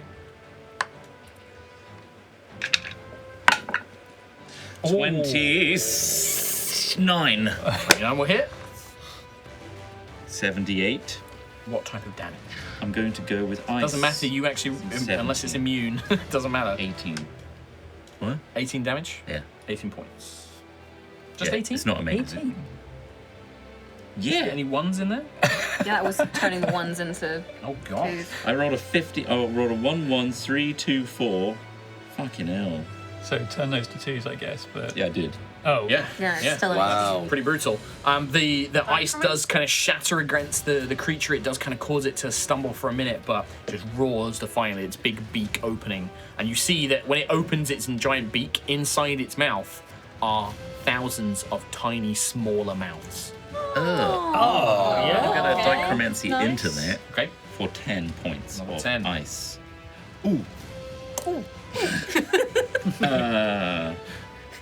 Bonus action. Oh, that's an action. Never mind. All right. Well, think about if you want to do any bonus actions. I will. Meanwhile, I'm gonna have the Kraken go. Have a Kraken at it. As it does not have Sentry grappled anymore. That's the episode title. It's it's not not. going to try and bite and eat Sentry. Instead, it's going to do the one thing it can do, which is going to make 3 tentacle attacks against Johandrius. Ring it. 27 to hit on the first one. That is a hit. 28 on the second one. That also does a hit. What's your AC? 20. Okay. 24 on the last one. Yeah, I guess that would hit It's going to too. be 60 bludgeoning damage because it's all 3 attacks. Baby. That's a lot of Get damage. slapped. As it just That's a lot of slams damage. into you. At the end of the Kraken's turn, the mist dissipates. Oh. Was I meant to do a At the end of your turn, yes, please, Constitution. Thank you very much for reminding me. 15, 16? That's a success. No, sorry, not a success. That's not a success. You take 16 poison damage. Sorry, that was a massive failure. Yeah. It's because in my head it was 16 poison damage, and Yeah. so I was like, the DC is 16. No, so Right. 16 poison damage. But the mist does seem to dissipate as at the end of the Kraken's turn. That mist kind of evaporates away and dissipates. Am I like super grappled? Oh yeah, it's got like 3 tentacles wrapped I'm like around you. shabaried. Yeah. Okay. Yeah, it is wrapped around you. Okie dokie. In that case, I'm checking the time before we jump over. We have so Max and Protector have got their turns. They're pretty much going to be either healing or protecting people. Sure. We are going to take a break, and when we come back to it, we'll jump over to our infiltration team to continue the infiltration of the Fenrir. All right. Hell See yeah. you in 5 minutes. Everybody, see you in part 2. Bye-bye. Bye. Boy. Welcome back, everybody, to part 2 of High Rollers Aerois. You join us as our team are still engaged in their battle to disable the Fenrir, as well as fend off the creatures that are fighting outside it. The Astral Dreadnaught and an Astral Kraken. Sensing an immediate threat, Siaska had to leave them to go and help others in their fleet, leaving them to deal with both the Kraken and the Astral Dreadnaught. Keelek Adkalar raised up the Spear of Oracles, and from it summoned forth the spirit of Johandrius, the Tempest Dragon that sought out their help and aided Quill in his quest to reclaim the Valley of Storms long, long ago. And as such, we're joined by our friend Ravs, who is playing the role of Johan or slash Johandrius once again. You leave us as the battle outside the Fenrir is looking ropey. Heals have taken place, but the Kraken is not as injured as it could be, and it is very quickly dealing high amounts of damage to the Stormchaser and its team. Yep. We're just laughing at how one team is like, oh my god, and we're going, here, kitty, kitty, kitty, kitty. Yes. Pushing buttons. Meanwhile, face. inside the Fenrir, our infiltration team, things are mixed at the moment. It's great. Still not entirely sure where to go. They have begun to sort of unravel the secrets of the ship, and they have encountered a displacer beast, seemingly free of its cage and uncorrupted by Hadar, in a storage room. But Nova Vija has managed to locate what they believe, or what she hopes to be some sort of records or research or data bank system or area, and that is where they're heading now. But in doing so, has triggered a ship-wide alarm. So, jumping back to the infiltration team, as this alarm blares, the displacer beast kind of like looks up, kind of goes into a defensive, hisses, and just backs off into the shadows, like just almost like fleeing away from the door from all of you. Hope is somewhat sad, like no.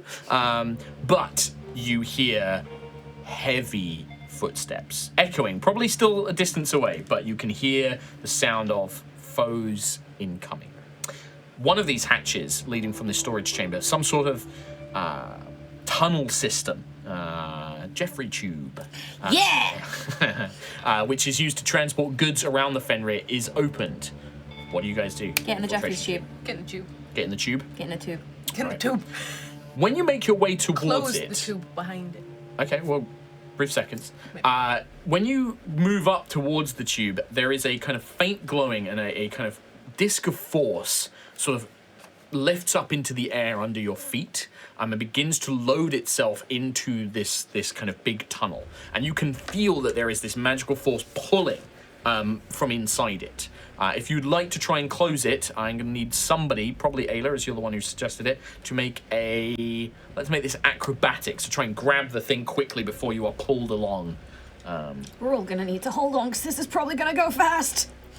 Unless you would like to have one of the NPCs do something specifically. Remember, they have their various uses and tools. None of them are strong. 17? It's acrobatics, not athletics. So. 17 is not going to be quite enough because this is moving very, very quickly. If you would like, I can have Scout use one of his tools to try and do it. He has got his grapple gun. Yes. All right, so that'll be one use of Scout's. That we do that. Yep. So one use of Scout's ability. He's going to fire his little grapple gun. It like latches. So you try and grab it, Ayla, but the disc is pulled away at the last second. And quick thinking, Scout pulls this little grapple gun, fires it, latches it on, and then with the force that pulls it shut behind you. As he then has to let go of his grapple gun. That's gone now. But he goes. You are whisked along at great speed through the Fenrir. You travel what must be hundreds of feet in a few seconds. And eventually the disc comes to a stop as it is almost, you follow along, you go up, you go down, you go to the sides in these kind of erratic movements, and eventually you are lowered down into a large kind of circular room, like a cylinder, like a squat cylinder. And you can see that all around you there are these similar looking consoles, all carved in runic magic, magical crystal, but you can also see that there are strange devices hanging from the ceilings. These almost look like cabling, but woven of, at first thought, like it takes you a second, you're like, what is that made out of? And then Norfear, with super, very clear vision, not quite as good as Quill's, but pretty good. I think that's hair. And you can see that it is coils of hair wrapped with magical crystal, with metal, all intertwined to create like a cabling system. It all seems to go down. This circular chamber you're in, there is actually a lower section with a huge giant stairway leading down. There are maybe some other exits from this room, but it does seem that everything is funneling down to something below you. So I guess, again, like, trying to get Team Tiangong and Scout to help read some of these displays, like, just... The runes up above. Okay. It will take some time, but they can do it. I'm kind of intrigued by the hair The alarm is cables. still going off here, by the way. I'm intrigued by the hair cables. Connection's a bit hairy. Yeah. Nice. Wow, wow, wow. What do you guys Are any You of can send the the NPCs to do stuff as well? Are any of the cables, can you touch them? Like, are they within touching reach? Ooh, I'd say if somebody gives you a boost, if Ayla or Hope kind of boosted you up, you could probably reach one. They're kind of hanging from the main ceiling, and then they're gathered towards this kind of central chamber, and then they lead down. But you could definitely lift up and touch one that's coming out of the ceiling, I'd say. I just feel like Avatar style gonna Actually, touch no, it. because the ceilings here would be like 20 feet tall, so no, you would have to fly up. Yeah. I could yeet. No. Yeah? No, Into the You I'm ceiling. not gonna yeet. Yeah, I mean, Nova can also levitate, but I just you could- feel like you're gonna I'm gonna touch it and it's gonna absorb my face and suddenly I can see the Matrix or something like that. I mean, that's your assumption, sure. What would you like to do? So I'll set Tiangong and Scout to start looking translating. at these symbols up here. Yep, okay, so that's those two. I actually kind of want to touch the cable. I want to touch the weird cables. So if Ayla can yoke me, or 20 feet to throw a person. I mean, it's possible, but it's not easy. a combo yoke levitation. If you use levitate, you can just do it. I'll levitate. You can then. just do it. Like, you don't need to be yeeted if you're going to levitate. More fun to be yoted. I mean, if you want to be It's yoted, fun, you can be yoted. though, and Ayla's right there. You can be yatted. a little yoke just to get me. has What is been a while Ayla since Nova's been and young. Hope and Norfear going to do? Good question. You do have the staircase leading down. You also have some other exits from this room. Yeah, I think just scouting out exits and Do you want Norfear to seeing focus if on that? there's and seeing if there's anything coming in our direction. Okay. So like keeping an eye out, finding. Hope. Okay, in that case, that's a couple of different tasks. Norfear will scout the exits. Hope is basically gonna look out Yeah, and like try yeah. and be aware of anything. And then up to you what you want to do. Can I try and go towards where the cables are going. Yeah, down the stairs. Yeah. Yeah, sure. All right. So a couple of different things here. Norfear begins to move out. As soon as she touches darkness, Norfear just vanishes, melts into the darkness. That would have been with Pass Without a Trace still up. I think that she's currently at that would have been 29 plus 15. Oh my god. That's like 43. Yeah. Oh my Just god, she's never been. vanishes. Wow. Does she exist? Incredible. Hope basically trots little canter up to like one of the doors and she's like poking her head round like listening. Hello. Scout and Tiangong begin analysing it and they're kind of having a little nattering conversation as they're kind of analysing these wall things. You levitate up, Nova, to these hanging braided coils. They are, and the hair is beautiful. Now you see it, you thought it was maybe like golden wire. Now you can see it's this beautiful golden hair, like completely untouched by Hadar or anything like that, mixed in with metal, like worked, very fine silver and electrum and platinum, and then crystal as well, like almost like jewels embedded into it all. And you want to touch it?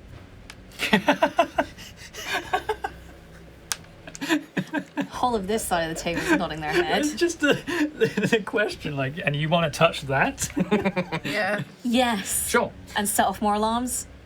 First things first. Yep. Like you make an intelligence saving throw for Oh. Oh yeah, baby! The good one, right? Part of the ship, Okay. part of the crew. Thomas giving me his. I primed it. All right. Roll it and let's see. It worked once before. That's 13. perfectly average. 13. It's a double digit. That's true. You're going to take 16 psychic damage.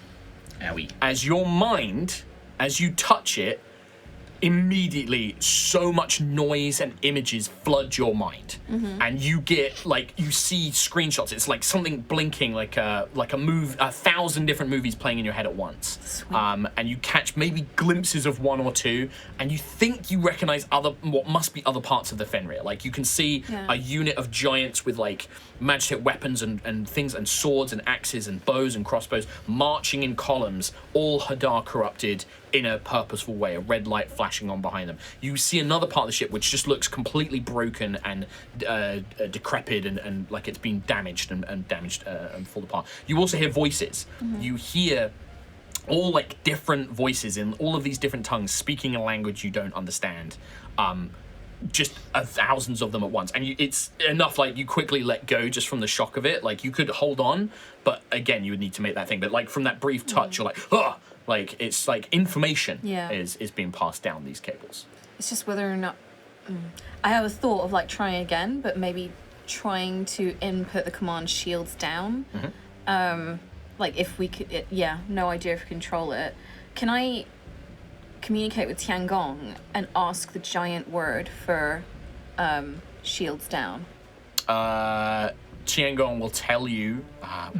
It has been some time. Like I said, this dialect here is different to the giants that I have met. It is different, but in mine it would have been. He'll tell you. I'm not going to do it because me. I'm terrible at making it up. They will tell you a phrase that would be that in giant. Yeah. I am so not immersed right now.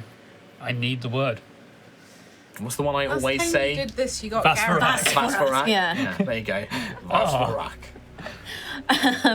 So it's probably not going to work, but I'm going to try because of the desperation of the situation. I will touch the cables again Intelligence saving throw. and try and make the Vasvarak thought.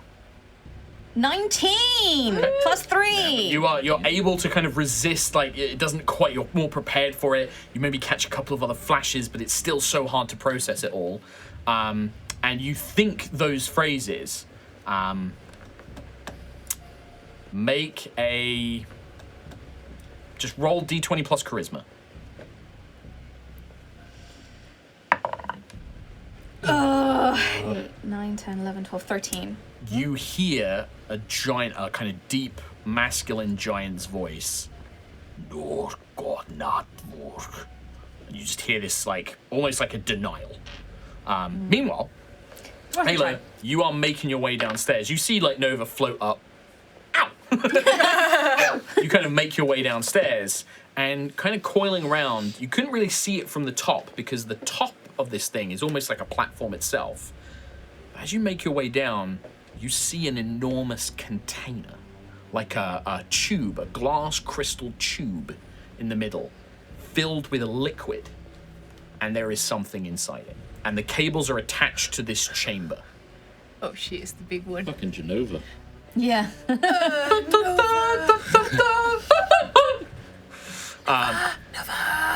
Nova. Too busy being Nova. frazzled. Is this telepathic? Yeah. Okay. Yeah, I wouldn't shout out. I'm touching into the Nova, matrix. Nova, Nova, Nova, Nova. Would I know, or am I matrixing it? I think whilst you're Yeah. holding on to it, there's too much noise. You don't hear the thought. What'd you do, Ayla? You can almost see like a pulsing glow. There is something glowing, or maybe the light's shifting because something's moving inside it. But like there is like a dull glow, and it is kind of And all of these reflections. All the cables, They're all going into that. they're into like the top of it. It's nasty. How big is the Big. Yeah. It's like 20 feet. And there's a floor Radius. below it. Mhm. Is there anyone else on that floor? Can I have a scout and see if I can see anyone? I think Or that you wouldn't need to scout. Like you see, there are bodies. There aren't people, but there are bodies. Right. There are the desiccated kind of skeletons, and they look old. These must be like hundreds, maybe even older than that. But there's some element of preservation that's gone on here, because if these things have been 1,000 years old, they've remained intact enough. But you see skeletons of giants, strangely like richly clad giants. You can see the elements of almost like long coats, but very well kept and well maintained. You do see weapons and things like that around them as well. You also see bodies of mind flayers, which you have encountered before. You've encountered illithids before. You see other creatures like illithids, but mutated, Hadar corrupted versions of them. And you see that there is a bloodbath happened here. Fighting over what, and it looks like, I'd say to Ayla, being a trained like warrior and hunter, it looks like the giants were defending the thing in the middle, and the others were on the outside attacking inwards. Right. And it looks like there was a battle to defend whatever was in that container. Interesting. Okay. I will go back up, ask for a report from Hope and I guess Northveer. You make your way back up. Hope will turn around and say like, nothing yet, but it's the footsteps are getting louder. Whatever we're doing here, we need to do it quick. Northveer will say, there's a few other exits, there's corridors, and I think some stairs leading up to another floor. We could probably make our way to another area, but I couldn't go too far. I didn't want to We need to separate be too here. much. This is where we need to be. All right. Down there, there's a giant tank. There's something in it. I think that's what's controlling this whole shit. Okay. Do you want? What should we get Nova? She's up Yes. there still. Nova! Is she done now? Yeah, I'd say at this point, like, you kind of have that like denial command. Nova. I'll come back down. Giant tank. I think whatever's in it is controlling the ship. The hair leads to the tank. Scout and Tiangong will come over. In our estimation, what we can determine from these glyphs, we do think that this seems to be some sort of knowledge repository, a library of sorts, but unusual. We keep seeing one word.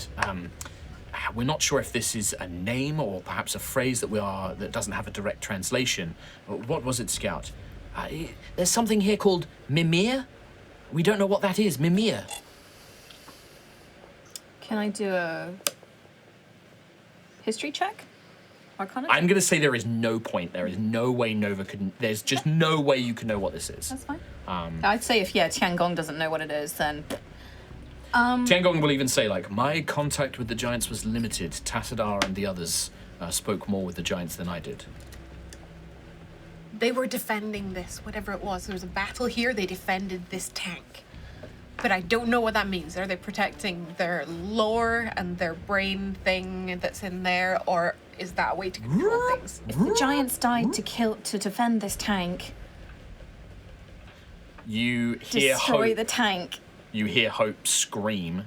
I think they're coming. I can see some lights. I can try and hold them off as long as I can, but whatever you're going to do it quick. Ayla, smash. Okay, I will. smash the tank. Hope is going to conjure a wall of thorns to try and basically block this thing, but you can even see down the far end of this corridor that she's facing, you see silhouettes and just these silent, hulking forms making their way, lots of them. Ayla, are you going to head down to break it, or are you going to break it from up top? Can I reach it from up top? Yeah, it's kind of got like an armored plate on the top. You would have to at least go partially down. You'd have to be able to look inside it to like get a good swing. How big? I'm guessing it's big. It's massive. It's like 20 foot across. And like pass wall. How big is pass wall? Probably not as big. Are you Seems gonna to be try made of and get glass. in? No, I was thinking it's probably not going to work because pass wall is 30-foot range. You can choose the dimensions up to 5 foot wide, 8 foot tall, 20 foot deep. So that's probably not big enough. I was thinking of basically creating a hole at the bottom of where the tank is, and then Drain it. so it just drops. What, 5 foot? Yeah, you would. Yeah, pass wall would Yeah. not be able to do that. You could create a hole in the tank, but you wouldn't be able to create a hole in underneath it to make the whole thing drop out. No. Blast it.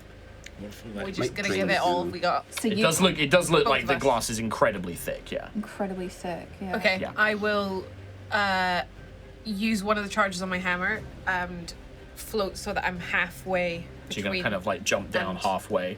Sure. Start. Okay. Rage and then start taking. Top taking some swings. So the first thing is, as you get about halfway down and you finally kind of can look into this tank, you see what is in there. Like actually getting a proper look into it. It is a giant's head, severed at the neck, but attached with all these kind of like cablings into it, floating in this suspended fluid. And it turns and looks at you, and in giant will speak. It says something in giant. Don't understand you. Alfheim. Identity. Scan. And then it speaks Elvish. Identified. Alfheim Elf. Freya variant. Oh. Why are you aboard the Fenrir? I need you to drop the shields. You are not authorized to give commands to the Mimir. What is your purpose aboard the Fenrir? The ship has been compromised. You must escape now. It has been corrupted. No, it hasn't. I It's under identify, new ownership. I identify numerous Hadar signals aboard the Fenrir. The ship has been Yes. corrupted. It has been. And you must drop the shields. You do not have authorization for the I Mimir. don't, but I'm not on Hadar's side. Look at me, I'm not corrupted. Alfheim variant Freya makes compelling argument. Make a Oh no. Oh. No! persuasion. Freya. What is your persuasion? Not great. Oh, hope for roll It's 20. 0. It's 0. Hope for roll 20. Okay. Let's see what you roll. 14. 14. That's it. Well, it's good. You have to drop the shields. I identify Or you several will other lose. I identify several other life forms. They're with me. We I are read- fighting Hadar. I identify that the Hadar-controlled species are currently operating the main ship's weaponry and cannons.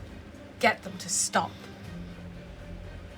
They're killing every other race that's outside. Calculating. My control of many of the ship's systems has been limited. I do not have full access to the ship's barriers or weapons, but I would potentially be able to assist Freya-identified Alfheim Elf. Please, anything you can do. Beep, beep, beep. And it kind of like sits there and it blinks its eyes. Yeah, the head blinks its eyes a few times, and then it will look at you, and you begin to feel a presence trying to get into your mind. Do not resist. I don't think I even could. I'm too dumb.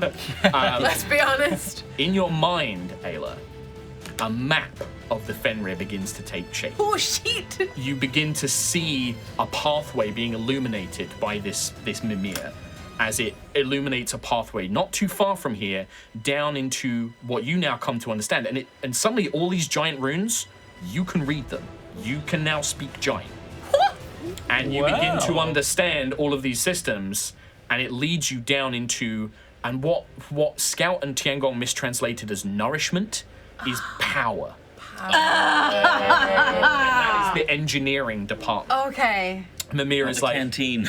Mimir will say to you, Sort. I will open the way to the engineering department, and I will seal the bulkheads behind you, but you do not have long. Multiple Hadar-based organisms are en route to this location. Thank you. Destroy this ship. Do not allow Hadar to infect greater parts of the galaxy. We'll try our very best. Thank you. Okay, team, go. All right. He's holding them off. Yeah, I think, yeah, we'll go. All right. Go, go, go. As we go, I'll be like, Nova, he's in my head. I've got a map. I That's know where really we need to go. useful. I can speak giant now. That's really useful. It's very useful. I'm very jealous. I'm kind of freaked out. I wish I really. could speak giant. I mean, I can teach you. I can't teach you. I'm a terrible teacher. I So- throw rocks at people and they didn't learn. The passageway that opens up is a narrow crawl space. For a giant would never be able to fit Yeah. down here, but it almost looks like it's almost like a maintenance thing that maybe like a construct or a smaller creature would have been sent down. Mimir opens it and you watch as this hatch kind of like screws open as it kind of spins upwards with telekinetic force, and it opens.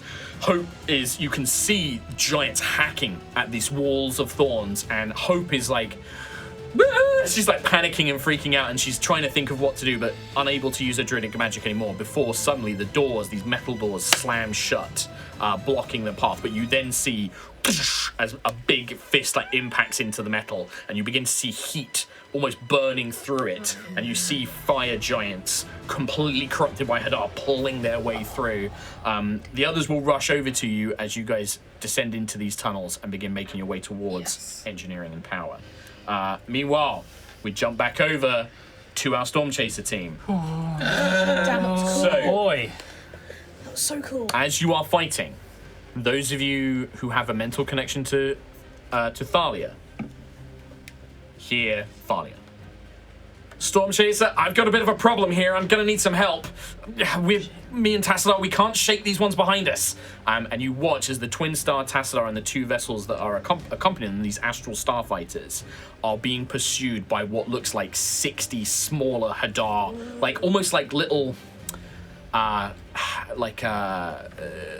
organisms, kind of like beholders that have got like these long trailing kind of like wings behind them and claws, almost like these little vessels. They're smaller than the astral starships, but there's dozens of them. There's 60, 70, 100 maybe of them, and they're swarming, trying to get the Twin Star, and they just can't shake them. Every time they try and move, they just get pulled away and everything else. I've got it, Thalia. Swing them by me. All right, we're coming your way, and they begin to make it way. All right, it's like, Captain, do you need me to do an intercept course? No. All Just right. line of sight for me. All right, line of sight. Do you need to get a certain range? Within 60 feet. Okay. In that Close. case, can Aerois make a check? Can Howard make a check? Can Lookout make a check? And can the crew please make a check as well from Ravs? 13 for a ride. 13 for Aerois. Ooh. Oh, Howard. 19 for the crew. 19 for the crew. Finally. Are you real? Oh my Kind of god. makes sense I- for Howard. I got 1. Oh, no, I got 3, sorry. Okay, 1 and 3. Partial success. Half the crew did succeed, half did fail. Aerois is going to be able to get you there close. In doing so, it is going to prevent Johandrius from being able to block the Kraken. The Kraken is going to be able to attack the Stormchaser this round. Fair enough. All right. Fair enough. So we jump straight in with Danica. Danica is going to focus on the Kraken now that she's finally able to attack again. Yeah. She's going to do a fiery blast. She does hit. She doesn't have any like healing, does she? Okay. She has basically a self heal, but only when she goes down. Okay. That is going to be good damage. 10, 15, 17, 18, 19, 20, 22 points of fire damage. Nice. Fuck, I'm just gonna do that. So you watch as she kind of unleashes a blast of fire up at the Kraken itself, trying to burn it away. We then go to Johandrius. Okay, let's get a little rolly here for. That lightning breath comes Ooh, back. lightning breath's back. Oh, Every again, nice And work. no No blessing. blessing, No sadly. blessing. But lightning breath every turn, why not? All right. Really cool. Also, I mean, if you do want to do anything different, like you can interact with like your strength and stuff Yeah, like yeah, that. yeah. Don't feel like I'm here to go lightning breath every turn. That's true. No, I'm gonna save that. Okay. This turn. I'm gonna use another legendary resistance if I can to. Yeah, halt out of absolutely. this. Yeah, sure, absolutely. I mean, it Yeah, makes yeah. sense that you're another huge dragon. The Kraken is Yeah. slightly bigger than you. You are Yeah. only a partial spirit, but I'd say you're able to break free with your lightning powers. All right. I'm gonna do my best to try position myself again around. I'm gonna say this time, yeah, you can Yeah. position, but you're not gonna be able to block Yeah. the Stormchaser just Okay. because of the crew. Yeah. The way Just that to they're trying to try get to be a it. bit more in its face. Yep, you can definitely get in its face. Yeah, yeah. And I'm just gonna go bites and claws this time. Gonna Yeah, I love it. Try chew off some tentacles. Yeah, I love it. All right, Yeah. so bite, first attack. Full dragon. All right. That is a 13 plus Should be in there. Bite. 26. 26 is for a the hit. bite. Okay. Let's roll the claws as well first. Sure. That's a 25. 25 hits. Nice. And that is a. That's it. Okay, sure. I believe you. I believe you. Okay, so 2d10 plus 7. Where's my d10s? This is my d10s, right? Yep. Yep. There's another one there. So if you want. Oh fuck! I fucked that. That was This is a hard to read it's dice. really hard to read. Yeah. Do you want different dice? Yeah, let's use some different dice There here. you go. Yeah, okay, let's do that again. So that first one was a 6, Okay. and this is a. What is that? Was that 1? I don't know. That's a What one. is that? What is No, that? that's a 1. Okay. Why is that one so hard to read? Let's go. Alright. It's not. I can Just see add it it up. from here. Oh, it's a little 7. weird. 14. 14 points. On- Plus another d10 for lightning as well. Oh, d10 lightning as well. So it's 2d10 Yeah, plus where's that 7, then D10? plus There you go. d10 lightning. Yeah. 5. All right. Okay, So and the then bite kind of sinks in, lightning crackles up and down the tentacle, probably biting into one of the tendrils. both claws, 2d6 plus 7. That is a 8 plus 7 for the first one. Yeah, I know. They look nice. Yeah, they look very nice. 8 plus 7, and what's that? 3, 7, 14. Another 14. Yeah. It's just like You see Johandrius now tearing into the Kraken physically, and it's now trying to slap him with the tentacles. You know, it's this real colossal, battle between these two beasts. No, not Yeah. that kind of slapping. Oh, okay. That is me, I believe. Yeah, if that is Yep. your full turn done, sir, Yep. we then drop down to. In fact, actually, no. Before we go to Sentry, it's legendary action time, baby. And with the Stormchaser now vulnerable, the Kraken is going to unleash a lightning storm of its own. And, well, actually, no. This would technically be this would be like a radiant storm. As it's an astral Kraken. So it is going to it is going to fire 3 bolts of radiant astral light. It can strike any target within 120 feet. It is going to fire 2 at the Stormchaser itself to try and break through its shields, and then it's Okay. going to fire 1 at Johandrius. The shields are so low as it is. Yep. Johandrius, that is going to be a 19. A 90 does not hit.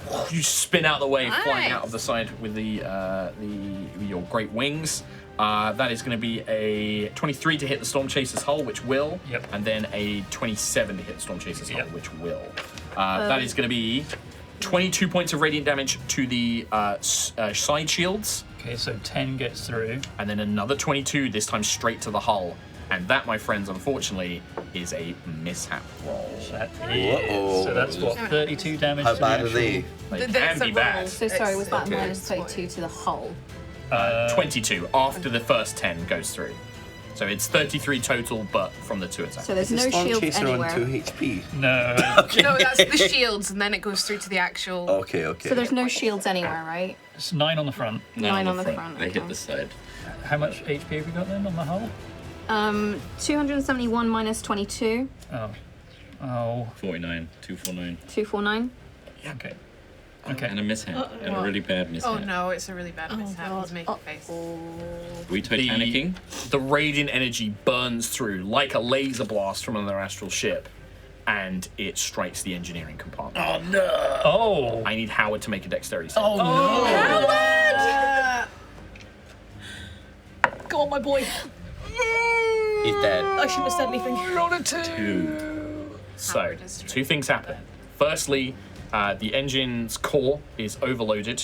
At the start of every turn, now and at the start of every turn, everybody is going to take, I'm just going to use the flat damage actually. Everyone takes 10, everybody on the Stormchaser takes 10 points of damage. And the ship gains 1 strain. Oh. If the ship gains 7 strain, the ship crashes, is gone. The ship is done. Oh God. The hull, Okay. when it strikes the engine, Howard is knocked out of the Stormchaser. Oh shit. As the hull God. rips through the apartment, Howard, who was in engineering, is kind of thrown out, and you see his body fly out into astral space. Howard is not particularly tough. With the damage from the engineering, Howard unfortunately freezes in astral space. You might still be able to save him, but he is unconscious. He's unconscious. Okay. Yeah, I'm gonna give him a round. Oh, He's no. brilliant. He's like a little hobbit. he's- He's perfect. Best boy. Sorry. He helped bring Nova You don't back need to to care life. about these guys. He helped bring Does Nova he back to float life. by my attack of opportunity range? What? Could I give him a little like wing tap back You'll probably on? kill him. And then kill him? I think I we should think Shatter that, his yeah, little at this point, body. any kind of like harsh force will probably. Yeah. bite him out of the air. I was gonna like shove him with my tail. He's in my back belly on. now, it's fine. And Yeah. unfortunately, with that legendary action concluded, it is now Sentry, then Quill, then Lucius. So Sentry, you're up.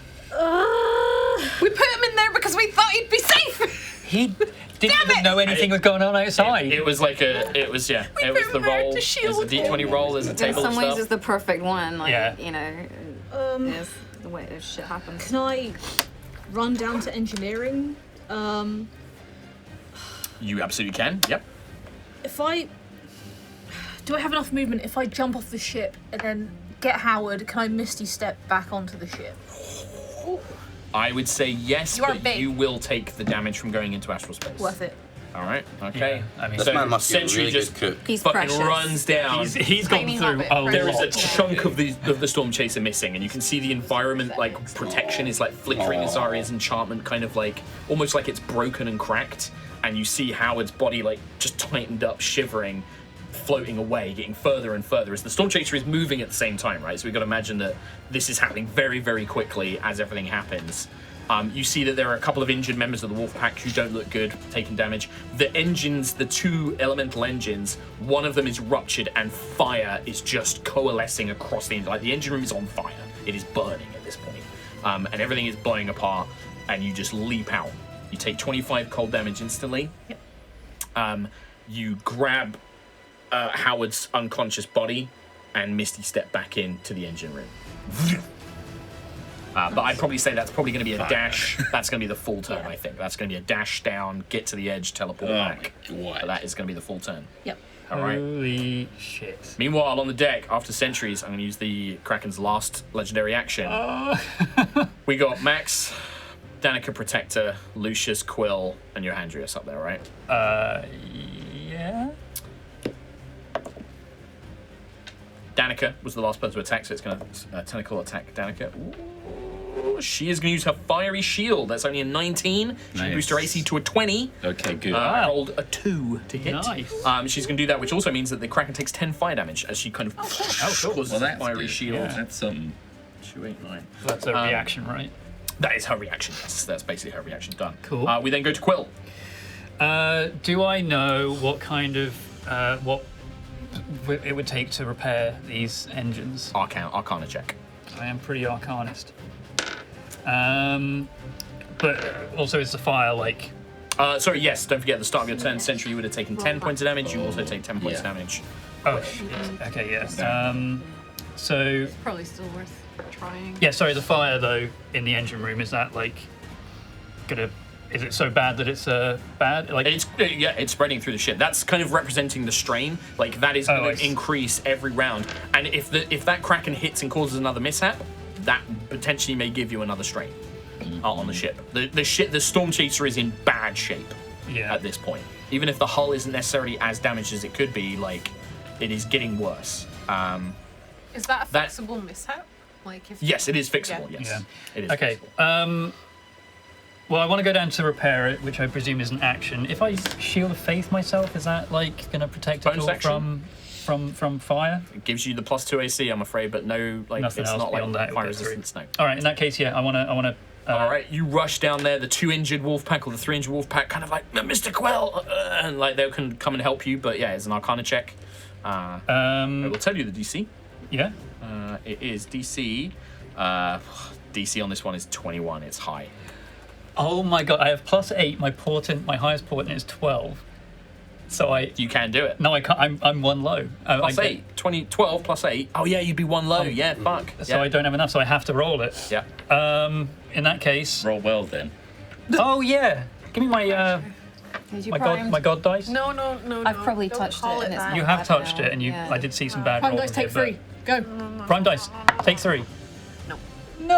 I touched it. It's it's a cursed. 17. I was going to say, how much did you roll and how much did you fail it by? Because that matters in this case. 17 I got. 17. You don't make things worse. But this is more complex than you realise. I don't make stuff worse because I go down and I just sort of do this. I don't touch anything. You and the Wolfpack are trying to figure out how to fix this, and you're just like, well, we're not sure.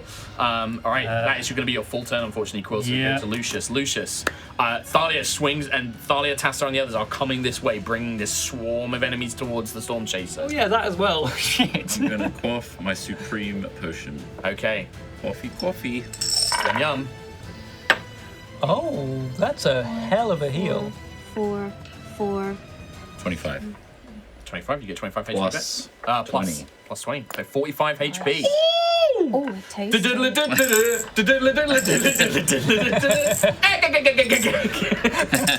No one else has one more of these, No, right? I think they're done now. No. Done. So, as Thalia is flying past with her squad, Yes. I want to hold my action until as many I'll of say that these... it's going to happen on your action, like you just do it now. Yeah. I'm going to prismatic spray these fuckers. What, 60-foot cone? 60-foot cone, 8 multicolored rays flash from my hand. Each ray is a different color and purpose. Each creature in a 60-foot cone must make a dex saving throw. For each target, roll a d8. Like You too said many there was rolls. 100 in there? There's like 60, but they are kind of like, they're not small, they're probably about medium or large size, but you're going to hit enough of these things probably to make a difference. What I'd like you to do is, I think these things do like 10d10 damage, right, on their rays. They're different 10d6. types of rays. Roll 10d6 for me. 1. I don't want to be the one that gets petrified, just drops like a stone. There's going to be a few of those. I'm not going to roll all these individually because there's too many, but I just want to kind of get a general idea of how They much wouldn't damage drop damage those. does. They'd just They just stop float. and No, they wouldn't even stop. They would just keep going in the direction they were going. But they would just bim. Uh, Oh, mine rolled so bad, I'm sorry. 23. 23. You damage those that are struck by the damaging rays of the different force types. A couple of them are just banished from existence. A couple of them turn to stone. You do kind of like the scattering. Not a couple. This would be a fair few of them. You do enough to get the pressure off Thalia and Tastar on the fighting team. Combined with like they then almost take that moment as you just this multicolored ray of light just streaking across the side of the Stormchaser engulfs many of these smaller creatures. Thalia and Tastar use that moment to almost like barrel roll back and just unleash a hail of fire.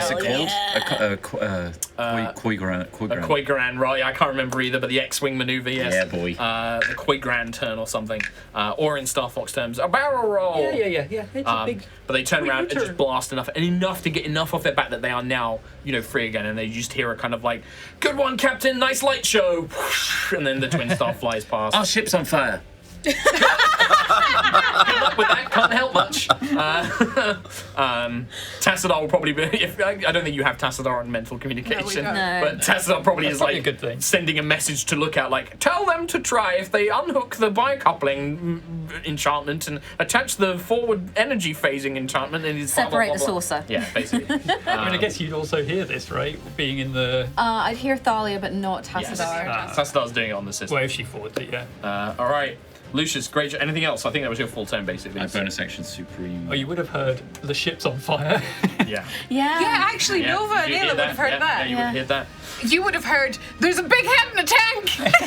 Yeah. Let It's crack talking on. to us. The crack on. Let crack on. Yeah. No. We're cracking on. You broke free of the grapple, I didn't you? broke free, yeah. Astral Kraken, or in short, arse crack. Quill. Yeah. You're down in engineering, aren't I'm you? down in engineering. He's faced In it that there case, before. I'm going to do one on Lucius, one on Sentry. You're down in engineering as well. So it's just Lucius, Max, Protector, Danica, and Johandrius. Yeah. D4. Yeah. Oh, I guess lookout as well. Yeah. We'll do. So this is going to be on Max. Max is going to tank these. Oh, the boy. The good boy. Well, the first one he's going to tank anyway. It will hit him. So he's going to take 20 points of damage, but he takes that like a boss. Thanks to Quill's healing earlier as well. He's fairly untouched. The second one is going to go towards Quilly boy. Engineering. You're an engineer. Sorry, protector. Okay. That is gonna probably. You did heal protector, so it's gonna damage him, but it's again he's looking pretty badly hurt. And then the last one is protector again. Oh, and it will hit him. Oh no. Putting him very, very close. He was nearly done, but like they're 20 damage each. You watch as he's like crumpled down. And I'd say that like, you know, they're doing their job of like, they are basically like, all of the wolf pack are still alive on the deck. Danica hasn't taken much damage because like Protector and Max are basically just tanking these blows, like running in and like trying to block them as best they can, just absorbing this damage from this beast as they do so. Any parts of Max's armor breaking away? Or? No. But I am going to say that because they got attacked, they are grappled. So Max and Protector are pulled away, but it means that they can finally attack back as well. Okay. So they're going to actually make some attacks back. Both are going to hit, and they're going to do 20 points of damage between the two of them. Nice. The Kraken at this stage is now beginning to look pretty badly injured. That blood with the red worms is just flowing out of the Kraken as well. And the black Icarus blood with these red worms is flowing out, and it is looking weakened. But as we end the Stormchaser's round in space, those of you on the Stormchaser, things are dire enough for you. Looking up at your allies, the Valkyrian fleet is being decimated. The Fenrir's weapons, which have been firing this whole time, like attacking your friendly ships, they are not wiped out, but they are in bad shape. Most of them are disabled or crashing. They're being swarmed by these other ships. Siaska is like desperately trying to fend off as many as she can. And this is the point where, unfortunately, we have gone on long enough where Callus and the others cannot wait. Now, you might still have time to disable this before they're able to fully destroy the Astoria or the Tassadar. But you see, pulling themselves out of, sort of from, you know, almost warping in, kind of coming in at high speeds, you see the immense Astoria and the Tassadar and hundreds of other ships are now having to join the fight to reinforce what you've brought along. Oh boy. Okay. And you see the Fenrir's guns turning towards the Tassadar and the Astoria. Now, you might still have some time, but it is now in the later stages of all of this. So, infiltration team, we come to you. Go. I am going to make a quick roll. We'd like to sit down for a cup of tea. Yeah. And a chat about our feelings. It's healthy. It's healthy. Yeah, you should do that. Maybe not right now. Oh, I think Okay. now is perfect. Now it's good. Okay, go ahead then. You begin making your way down, and through the map that Mimir gave to Ayla, you are able to kind of work your way through these maintenance corridors. Some of them are large, some of them are small, but it's like a labyrinth of these corridors, and if it wasn't for this map given to you by Mimir, you would be lost, hopelessly lost down here. But you eventually come to a point, making your way down, where to you, Ayla, basically the corridor, it looks like one corridor on the map. But as you arrive, you realize it's kind of split into 3 different kind of sub-compartments. And it seems to be that you are very close to this engineering system. And Nova, like, as Ayla maybe describes the map to you, you begin to get the sense that kind of like the Stormchaser, that this probably uses elemental power here. Fire and frost equally, combined in some way to power this immense ship. And you are now heading through a section of the ship which is directly connected to these power systems. And you see that one kind of part of this corridor is completely sealed off. Like there are these thick, heavy metal doors that kind of seal it off. There is a side section which you can see allows somebody to pass through and reach the other end, where it looks like there might be some controls and things like that. It's hard to see, it's quite long. It's probably about 600, 700 feet long. That space is roastingly hot. Like, you can see it glowing. It is enshrouded in magic to kind of keep the heat vented away. The other side is very similar, but it is full of cold and full of ice. And it looks like there are control systems built in. And knowing what you know of giants, there are frost and fire giants. They would be immune to this kind of environment. What do you guys do? Well, I've got Arcane Gate, but that was going to be our escape route. We out. need an escape route. I have Pass Wall, I have Dimension Door, I can Misty Step. Misty Step's only going to get you so far, Nova. How far does Dimension Door get you? Quite far, and I can take one person with me 500 foot. Scout's like, I estimate that's maybe 700 feet long, these corridors. They go down a ways. It's better than taking 700 feet worth of True. whatever this is. Would that get me to any sort of control? No, it looks like they're at the far end. And this is like Norfield, like peering through Scout's like telescopic vision. And can I choose like fireside, ice side? Because I have this suit on that helps with cold damage. It helps with environmental. This is like straight up cold. Okay. Yeah, the resistance is only partial. I mean, there will still be some effect.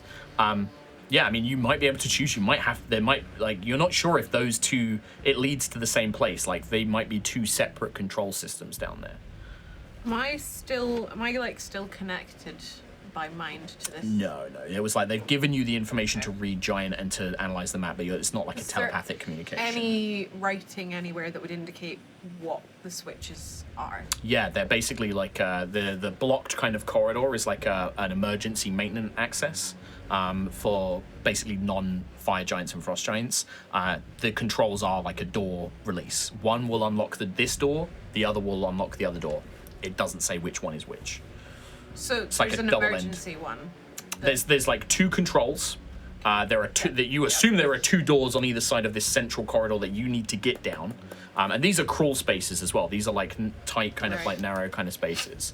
They're almost like you're kind of almost going down like vents more than necessarily like an actual like walking space. And yeah, you just know that these controls are for this emergency hatch, and it basically opens each end. One will open one end, one will open the other end. Hope will probably say like, Nova, but we need you to disable whatever is at the end, right? Like, I don't know anything about this stuff.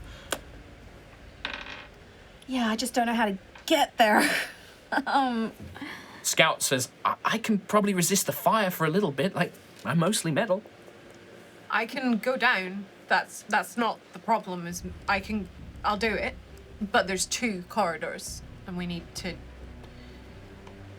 Maybe if. North is like, I mean, I can try as well. Like, I mean, I'm pretty quick. Does anyone have any kind of resistances that? I use my spell to get us here. No other spells at all? Nothing. I've used all my limits of the protection from energy spell. We just gotta do it then. I'm just gonna have to tank it. Well, that's one, but what about the other?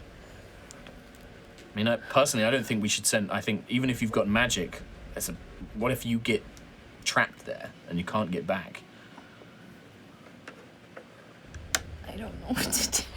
Sorry, I'm struggling. This is Kim's. Like, I'm struggling to just visualize. Imagine you've got a central corridor that's blocked off both ends, right? Heavy, thick metal doors. Maybe you can get through them. Maybe they can be lifted. Maybe they can be forced open. You don't know. On each side, there are these small kind of like vent tunnels. Yeah. One with fire, one with frost. Yeah. At the far end of each, there appears to be some sort of control system within that area, within that vent-like area. So can I just get through the door? Can I try and get through the? Can I try and get certainly through can the try. heavy door? Yeah, you can certainly try. I mean, it might take time, but you can Because I certainly could try. pass wall on the door. You can pass wall on one of them, yeah. Do it. One of the doors. Yeah. I'll pass wall one of the doors. Okay. So you kind of conjure the magic and it carves out this square space, and this thick metal door does fully carve it through, and you do have this now one open space. Looking down, there is an identical door at the far end. Okay. Run through, and I will try everything that I can to Okay. hammer Athletics check. at it. Well, I mean, hammering it would. I mean, a hammer Lift itself. it, This like, would be like yeah, opening it, yeah. ripping it open. Okay. It will be an athletics check to try and force this door open. Scrolls are one and done, aren't they? So that's Yeah. pass Yeah, wall one and scroll, done. yeah. I will rage to try Give you and advantage. help myself out. That's a natural one. Good luck for that advantage. That's a 10 plus my athletics, 23. It's not gonna be enough. With all of your strength, Ayla, like, if you can't open this door, nobody's going to be able to force this door open. This is like, you're talking tons and tons of weight, heavily sealed, enchanted with giant magic. This is, I mean, this would have been nearly impossible. This would have taken a god to break down. Oh, doors. Well, they Anything like else that I can I just keep trying to like hammer into it? I'm gonna say that this is a Weaken it? what, like, if you can't break One it and with your done? strength, like, I mean, you can keep pulling and pulling, but you're not gonna get any stronger, right? You're not gonna physically get any Well, stronger. maybe after like Wait, if it's Quite a a long strength related check, can I make it 25? You make it 25. Unfortunately, that's still not gonna be enough. This is an extremely high DC, probably nearly impossible to force this door open. It could have been done, like it could have been done, but you've achieved feats of this strength before, but the circumstances just Can we see beyond it? If we can. it's solid and like a bulkhead door. Think of your classic sci-fi Star Wars door. Can we see the vents with the Yeah, emergency? it's kind of like slightly clear. Like the sides Yeah. of this corridor are like ever so slightly transparent, and you can see this magical workings. One is just like it's like an inferno, and then the other one is like completely frosted and frozen. How far away are they now that we're down past the first door? Then Like, the controls, yeah. yeah, they're beyond where the doors are. They're like they're further down. Still the same distance further. Still down. Yeah, it's about 700 feet from where you were originally. in the same. So it's the same from where we are now. Not the same from where you are now, but Well, so- you're obviously blocked off. Like, But if we could see the space, I'm thinking. no, you can't see it. No, it's kind of like off to like the door is blocking your field of view. I'm guessing. It's like imagine like you know those tunnels in the aquarium, right? Where you go through like a tunnel and you've got like the glass around you. You can't see like past a certain I'm trying point. to think if we can use a spell to get Yeah, I mean, control. yeah. You could certainly like probably get closer To get in, closer but yeah, than yeah, we were. yeah, absolutely. Like you could misty step in or something like that. Sure. So what was the distance between the first door and the second door? I would say that you've probably got at least another sort of like 300 feet from where you currently are, but you can't see the exact space to get into. You could go into here and then you could literally teleport from like where you are now into one of these vent spaces, and then you would have 300 feet to go rather than the full 700. So I've got vortex warp, but It teleports another creature. it says a creature. For what? What does it do? Teleports a creature 30 It feet. teleports a creature. So 30 it's feet. Basically, how I was thinking, can I affect the door with it? No. I No. mean, you can put someone else in Yeah. with only Closer. 300 feet of Well, I've got- distance. Vortex warp, dimension door. Dimension door is the better one because it goes further. You have to but see you where have you're to going see there, it. right? Vortex warp, it's the same again. You have to see it. All my spells are line of sight. What's the plan, team? The only thing we can do is tank the fucking damage then. Like, there's Wait a nothing minute. else. You teleport yourself from your current location to any spot within range. You arrive exactly at the spot desired. It can be a place you see, one you can visualize, or one you can describe by stating distance or direction, such as 200 feet straight downwards. That's dimension door. I would 50, say 700 feet that way. yeah, there's a little risk to it because it's like, oh, we're gonna go like you're halfway through, you can't see it. You're like, I think it was about like a 90-degree angle at this to 700 feet, but you could do that, yeah, I'd say so. So I can take myself. But keep in and mind, another. those doors weren't listed. There's a 50-50 chance that the bit you teleport to is the door you pass walled. So it's a 50-50% chance which door you get. Take with me. my rolls, fuck it, let's do it and tank it. If it's Alright. wrong. Can you get us back out quickly again if things go shit? Not if you've only got If one I dimension do, door. I can't use Arcane Gate. So there's Arcane Gate, but that's 2 charges. I have 3 charges. Okay. So I Nor- can, if it's the Northfield will worst. probably say, as this debate is going on, remember, we all knew the cost when we came here. Yeah. If we can't get out, but it means have that Nova, you have to get to this final area. If you have to send one of us, send me, send Scout, send Hope. Ideally, send me. With Dimension Door, I have to take someone with me. It has to be me. What about this vortex warp? You can send us a short distance, right? It's short though. Yeah. I can make that 300 feet. I can run 300 feet. I'll do be it. all right. I'll do one. Vortex Warp is only 1 person. It's up to you. Send Ayla or send someone else. But I don't think we can risk you. Because you might need that dimension door for another. We still haven't got to this place. You might need it. Or if we get the wrong door now, maybe we need it to get the other one. Ayla or Norfair? I think have it's- more hit points than Norfair, but I don't know how long I'm gonna have to be in there. I think it might have to be Norfair. It's Nova's choice. Nova's the one casting the spell. And she's just gonna have to live with that. Yeah. I think I'll send Norfair. Norfield will just nod. Won't say anything. You cast Vortex Ward. Which side? Do you want fire or frost? Before she went, does Norfair have a preference? She Does would she say. still have cold? Oh no, it wouldn't. Yeah, she would have like She would some. have She'd cold- probably some say cold semi on the cold resistance. side. Cold That's side. probably I've probably got a better chance with that. Yep. All right. Okay. Shit. The space around Norfield warps, and then she appears in this kind of tight kind of space. And she kind of shivers for a moment, and then the last thing you see of her, because your vision is kind of blocked by this heavy bulk door, you just see her sprint. Time passes, a few seconds, a few more seconds. I need Nova to roll a d6 for me. This is the 50-50 chance. No. On a 1 to 3, it's the correct door you need. On a 4, 5, 6, it was the door you previously passed warp. I'm sorry, Drop. It's alright, only killing someone really precious to me. Yep. Uh-oh. That's a 6. 6. You hear a ka-chunk, and you watch as the door that with the pass wall on it slides open, and you just hope like, no!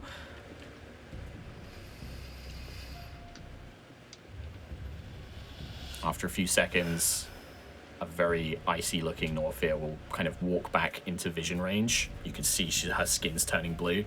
She just put a hand on the glass. Tries to make her way to the exit, but about halfway just...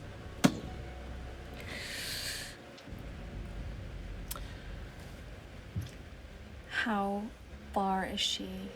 How far in? 350.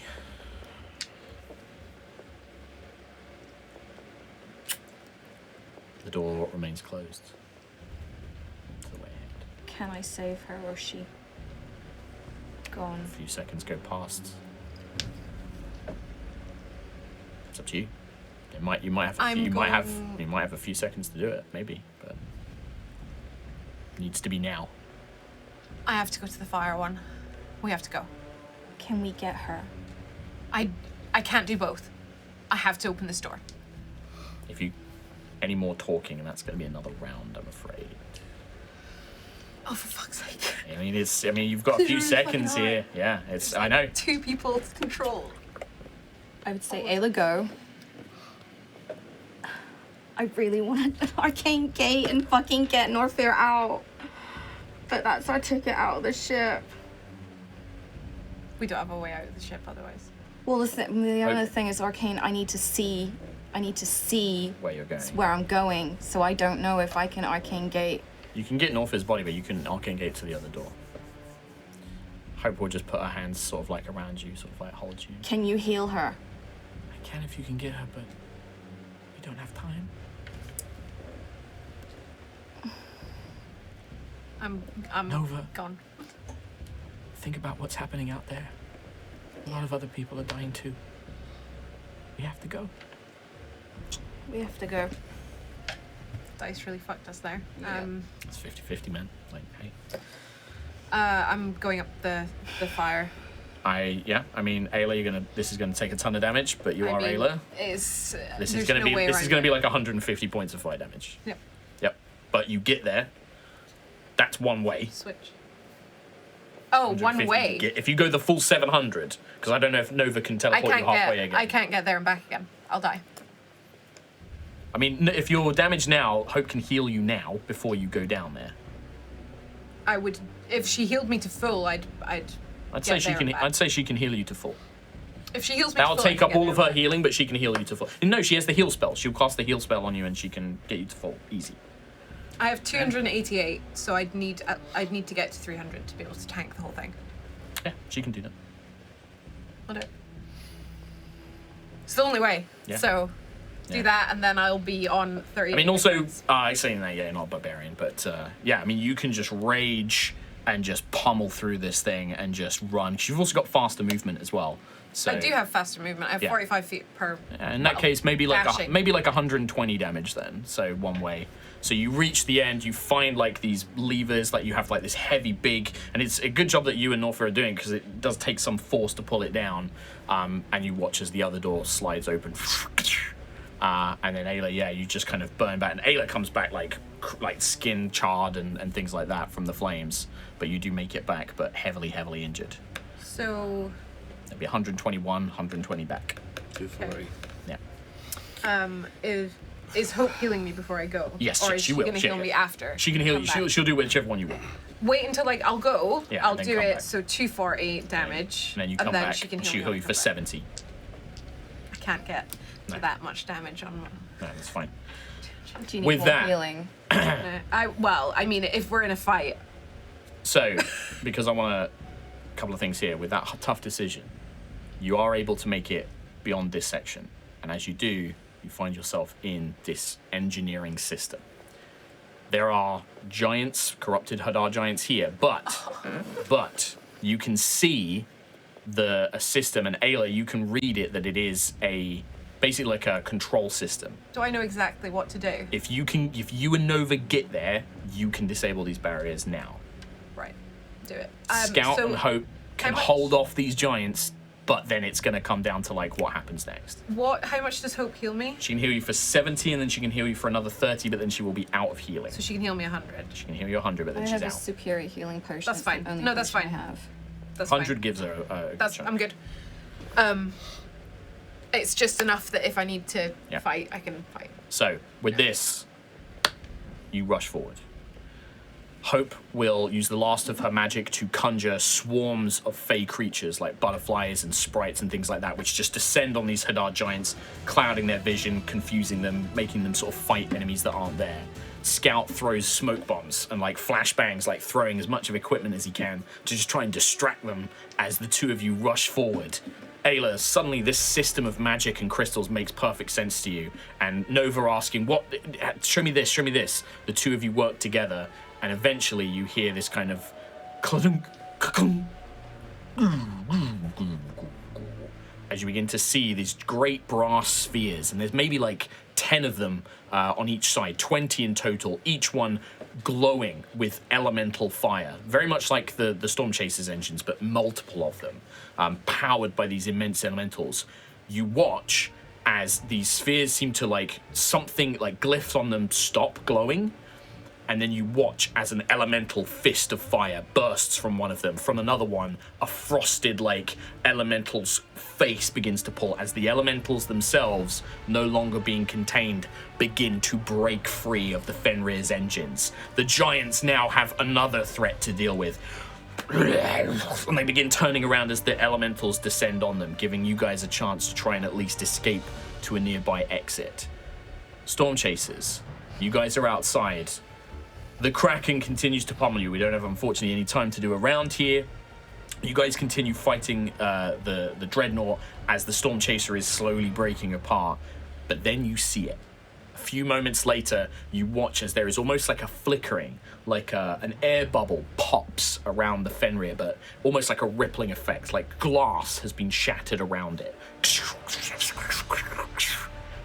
And you see that the shields are now down. Nova. Everyone who has the telepathic bond would hear, "Nova to Thalia, shields down, you're up." Green Squadron commencing attack run. And you see as the Tassadar and the Twin Star move around and they blast now that the shields are down. You almost, actually no, you will also hear Rain say like, "Thalia, we're giving you an opening," as the main cannon of the Astoria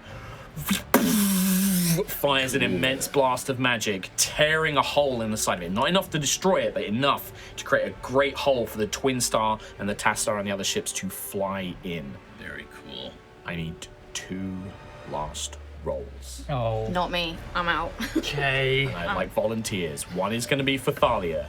One is going to be for Tassadar. Put it all on Res. I'll do it. But I mean, I'll kill your NPCs. All right, Raz, if you would like to roll Thalia. I'm not. I rolling it. can't roll. My Okay. rolls That's are fine, so that's fine. bad. Wait, someone give me a legible D20. You take whatever dice you would like, Okay. Ravs. I'm going to put All of mine them are all cursed. in front of you. Yeah. Okay. And you Who is going to roll for actually- Tassadar? Yeah. I like this one. I like Tom, this you're one. good at Tom, rolls. I Take it volunteered away. myself. Ravs No. and- Right, well, let's have Tom do first, because I want Okay, to okay. last. So are you Thalia? I'm Yes. Thalia. Okay. My girlfriend. Yeah, that's Sweet. huge. Tassadar, 17. 17. All right, I'll tell you the respects once I know this one. No pressure, Red. 16. 16.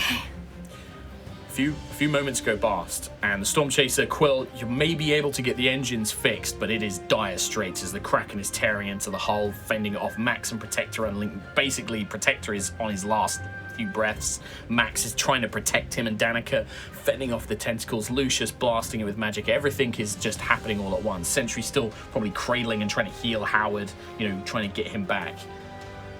When you just see an explosion erupt from the middle of the Fenrir, and that explosion cascades and cascades and cascades all the way down the ship, and then you see the Twin Star and Tassadar's ship launch out the other side. Nice. Hell yeah. We gotta go. So, those of you who are on the infiltration team, you run and you find a section of the ship, maybe one of these gun ports. The giant in it having been killed by some stray fire. You manage to crawl out, probably climbing out onto the gun barrel itself as you Stormchaser prepares to try and pick you up. I think that you have suffered enough. You are able to reconvene with your party completely. As the Fenrir explodes in the sky above Entropis, the Hadar forces, there is still numerous ships. The Valkyrian fleet begins to now try and pick them off, trying to clear a gap in this immense kind of force that's surrounding you. But to create a hole to get down to the planet, they are doing everything they can to stop you. Does anybody have anything they could do or would like to do to try and create space? Is the Kraken gone? We'll say that the Kraken has been defeated, yes, or has been fended off with the support fire from the Twin Star. and Exploded as other part of things the like Fenrir. that. But the Stormchaser is in bad shape. Prismatic wall. Just sort of at the front of the ship almost to And try and create a barrier. ramming speed through all of these creatures. I kind of dig that. That's pretty cool. So you create this almost barrier shield at the front of the Stormchaser. Probably Lucius would have to be at the prow as well. I would be. And just channeling it as Aerois is just All the colours layer up. just knocking every time a creature passes through, just disintegrated by the prismatic magic as you kind of pummel the Stormchaser forward. That's my level Can 9. if Nova was to try and help with the engine problems and stuff, could Sure. I help with anything that needs lifting or strength in any way to Yeah. try and keep it stable enough for us Absolutely, to get? yeah. Throw me a strength check. Throw me an athletics check, absolutely. Am I still raging? Yeah. You can choose when you rage, I believe. And you stop raging. It's a 25. Yeah, 25. I With don't that, know. you are lifting things in place, helping Nova get the engines back in place. Maybe probably where the cannon has been disabled by that astral dreadnought. They're trying to get that back working, and it's physically maybe the Kraken's blows have dislodged the cannon. So Ayla is physically lifting the barrel of the main energy cannon up to fire it in place. Is there anything really big I could fly at? I mean, Whoa. Johandrius, I would say that if you flew in to a sort of bulk of these forces, you could dissipate your spirit as a storm. You could become a storm, Okay. but that would dissipate your spirit. I did want Okay. to combo this up because I wanted to do another whirlwind at the front of the ship and just sort of pierce through as I go. But if Johandrius is Mm-hmm. flying into that or into the ships, I want to put the whirlwind on that as well and try and Yeah. I would say, but this would basically dissipate the spirit that Okay. you put stored. But Yeah. you alone, with Quill's help, would probably be able to clear a space if you did this. Okay. I'll just turn around to everyone and I'll say, good luck with Hadar. Thank you. Wait, you're going to be there, who's right? that? That's Johandrius. Oh, hey, With a spear. Oh, cool. He looks so cool. Get in the spear, did you say? Get in the But I'd like to spear back. But do what you got to do. It's all you, Johandrius. I was gonna have my wings start to crackle with lightning, and I'm just gonna almost like put them back as if I'm going really fucking fast. I'm gonna just like dive fire into it. a big amount of them and just Yeah, erupt you into watch just storm. erupt into this storm in astral space, like this space-like storm, like a nebula that becomes living with lightning, full of lightning, and it just ripples. And like most of the smaller Hadar creatures are just popped and evaporated. Some of the big ships suffer mishaps and begin to crash, or the weapons are disabled as you basically roll forward like a barrier, combined with Lucius's prismatic barrier and Quill's whirlwind kind of blasting enemies away. You create this rolling. Almost you guys are the tip of the spear. The Stormchaser becomes the tip of the spear as the Tassadar and several other Valkyrian ships fall in line behind you and follow you in. Lead the way, Stormchaser! You hear Callus's voice kind of call out. The Astoria and the rest of the fleet will hold space above us to keep their forces away from us. We land on Entropis. Make for the Tempest Keep. As the Stormchaser leads the tip of the spear and you head down to Entropis for your final battle. Holy shit. And that's where we're going to end today's episode. Oh. It's just big character death. Oh, that's pretty horrible. I'm so a part of your sorry, spirit. Trot. Yeah. That's 2. I'm Yeah. so Oh, no. sorry. Not me. Yeah. I'm just, actual Johann's chilling on a beach somewhere. Yeah. Yeah. It's the fate of the dice. Oh, I mean, And like, also the way it was The one, rough. the one roll I do that's high. Kim, Yeah. you did nothing wrong. You can't control the dice. Yeah. You are not at fault Just here. the dice have been so shit Yeah. today. But, There's you- nobody else could have tanked But it hey. anyway. Let me say this, even when the dice are bad, the story is still good. Yeah. Right? Let's remember that. Like, a bad dice roll doesn't mean bad game. Bad dice roll means really dramatic, cool stuff happened. Yeah. Sad stuff, but that's part of storytelling. That's what I was But going we to say. did It's it. a rough choice. You but did it. It was a that's rough kinda, choice. Did it. Kind of how I wanted the story to go. But that's the thing as well. It was that choice of like I could have arcane gate in to get her, but then we wouldn't have got off the I'd ship. say that, wouldn't yeah, have that survived. arcane gate was why I didn't have you make any rolls or checks, because we had that in the That, band. That's yeah. why I didn't have you roll to escape. Yeah. I was like, you have that. You If- can just teleport straight I over guess to we the could have lost Stormchaser. someone else. If you had I- gone I into will- that I will tunnel, tell you you would have this. died. Yeah, absolutely. And I will tell you this, if you did not have Arcane Gate, one of the other NPCs was going to automatically be lost. Oh god. If that would have been, because it Making would the have been they space jump. sacrificed themselves to help you get back. It was the right choice. So think about that. It was difficult. There but are it was never right any choice. wrong or right yeah, choices. yeah, it's there are it just was stories. hard because you want to save him and you course you do. can't, and you fucking Hey. spocked me with the needs of the many outweigh the needs of the one. I'm stuck in radiation land, like Yeah. And I'm sure that it's going to be a case of like, oh, you could have done this, you could have done that, but we didn't. And the important thing is we made a cool story. Hell yeah. Yeah. That's what matters. Made a And- giant ship explode. we had a dragon. Yeah. and we had a dragon. So just before we finish, There before was a this goes out, because I don't want to cut this out of the episode, especially for the podcast, a couple of quick things. I want to say a big thank you to Ravs Yeah. coming back just to tie off that little loose Yeah. end. We knew that We Johandrius needed was that. kind of maybe sticking He's around about- a little he's bit somewhere. around. We've never seen so many recharges on a I breath weapon. got really Holy lucky crap. on my breaths there. You did. That Yeah. was damn cool. Badass. My spear might be OP, guys. I will say Well, it's empty now. you probably would be able to reclaim the spear, but no more. It's mundane. yeah. I'm on my Elder beach Quill, I'd holiday say Elder episode Quill is now. still in there. You can still have Elder Quill. But, Oh, thank God. Yeah. The other thing I Rage want to quit. quickly mention is just because I like to shout out. So a little bit of when we were doing the Fenrir stuff, the infiltration team, I was using some of the mechanics from my good friend Sean Tompkins' Ironsworn Starforged, which is really cool. I love the Ironsworn RPG system. Yeah. It's very, very cool. And I was using all the random tables to generate those places in the Fenrir. So that whole thing with Mimir, that was 2 keywords I got from these Really? random tables that Wow. gave me an idea that I then developed, because I was like, it was like immersed container was like what I rolled, but it was in a lore or like library or database, and I was like, what would the giants have on their I was like, and I've been doing a lot more stuff with my friend Joe, and I was like, Mimir as like a head that has like all this knowledge and is like an AI. That'd be really cool. All randomized. All came from yeah. the I guess- Oracle tables in Kim, here. the mythology nerd, knew, but Of course, Nova, yeah. the Yeah. you know, I think like I saw a few people be like, ooh. But was it because Ayla was Alfheim elf that And maybe the swayed giants it? knew of Alfheim a and Freya were class, Freya, like, whatever that swayed means. it towards yeah. Yeah, if it had Like, been you were the anyone else, right they would have been person. more suspicious. Yeah, you were the maybe right maybe person. Hope would have been the other one because the judge Yeah, would have known Fae. the Archfey. But the fact that it was an elf of Alfheim, that Mimir would have gone, oh, I know this. I know who Yeah. this is. So that worked out. Really cool. Shut it down! I'm glad it didn't, like, you know, vent him into space now. Yeah, I was like holding the hammer about to swing. I was like, hey, if that happens, but I am going to give Ayla a chance of yeah. like this thing's going to recognize it because then. Well, my thought was just shut it down. Shut it down. And that would have. Well, that was my could have thought worked too. as Yeah, well. I mean, But, not sponsored, but wow, that sounds great. What's that name again? That name This again is.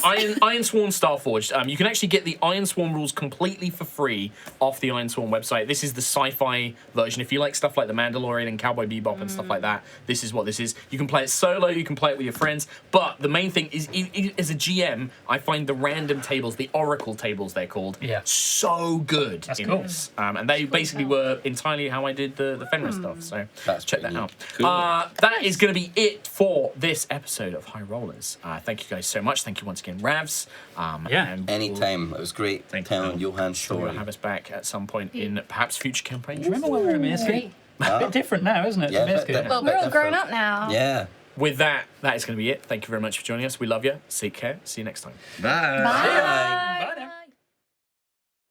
Oh, hello. Hey, Oh, what up? what an episode. What a spicy episode. But, guys, guess what? We've done it again. Guess we got you. Oh, Got you no. good. We got you. It's pre-recorded. Fool. Means we're not live, which means, unfortunately, we can't read out any of your lovely messages. But we will do that if you donated or if you gave bits or subs or whatever. We will read all of that out when we are back live, which I believe will be next Sunday when this goes out.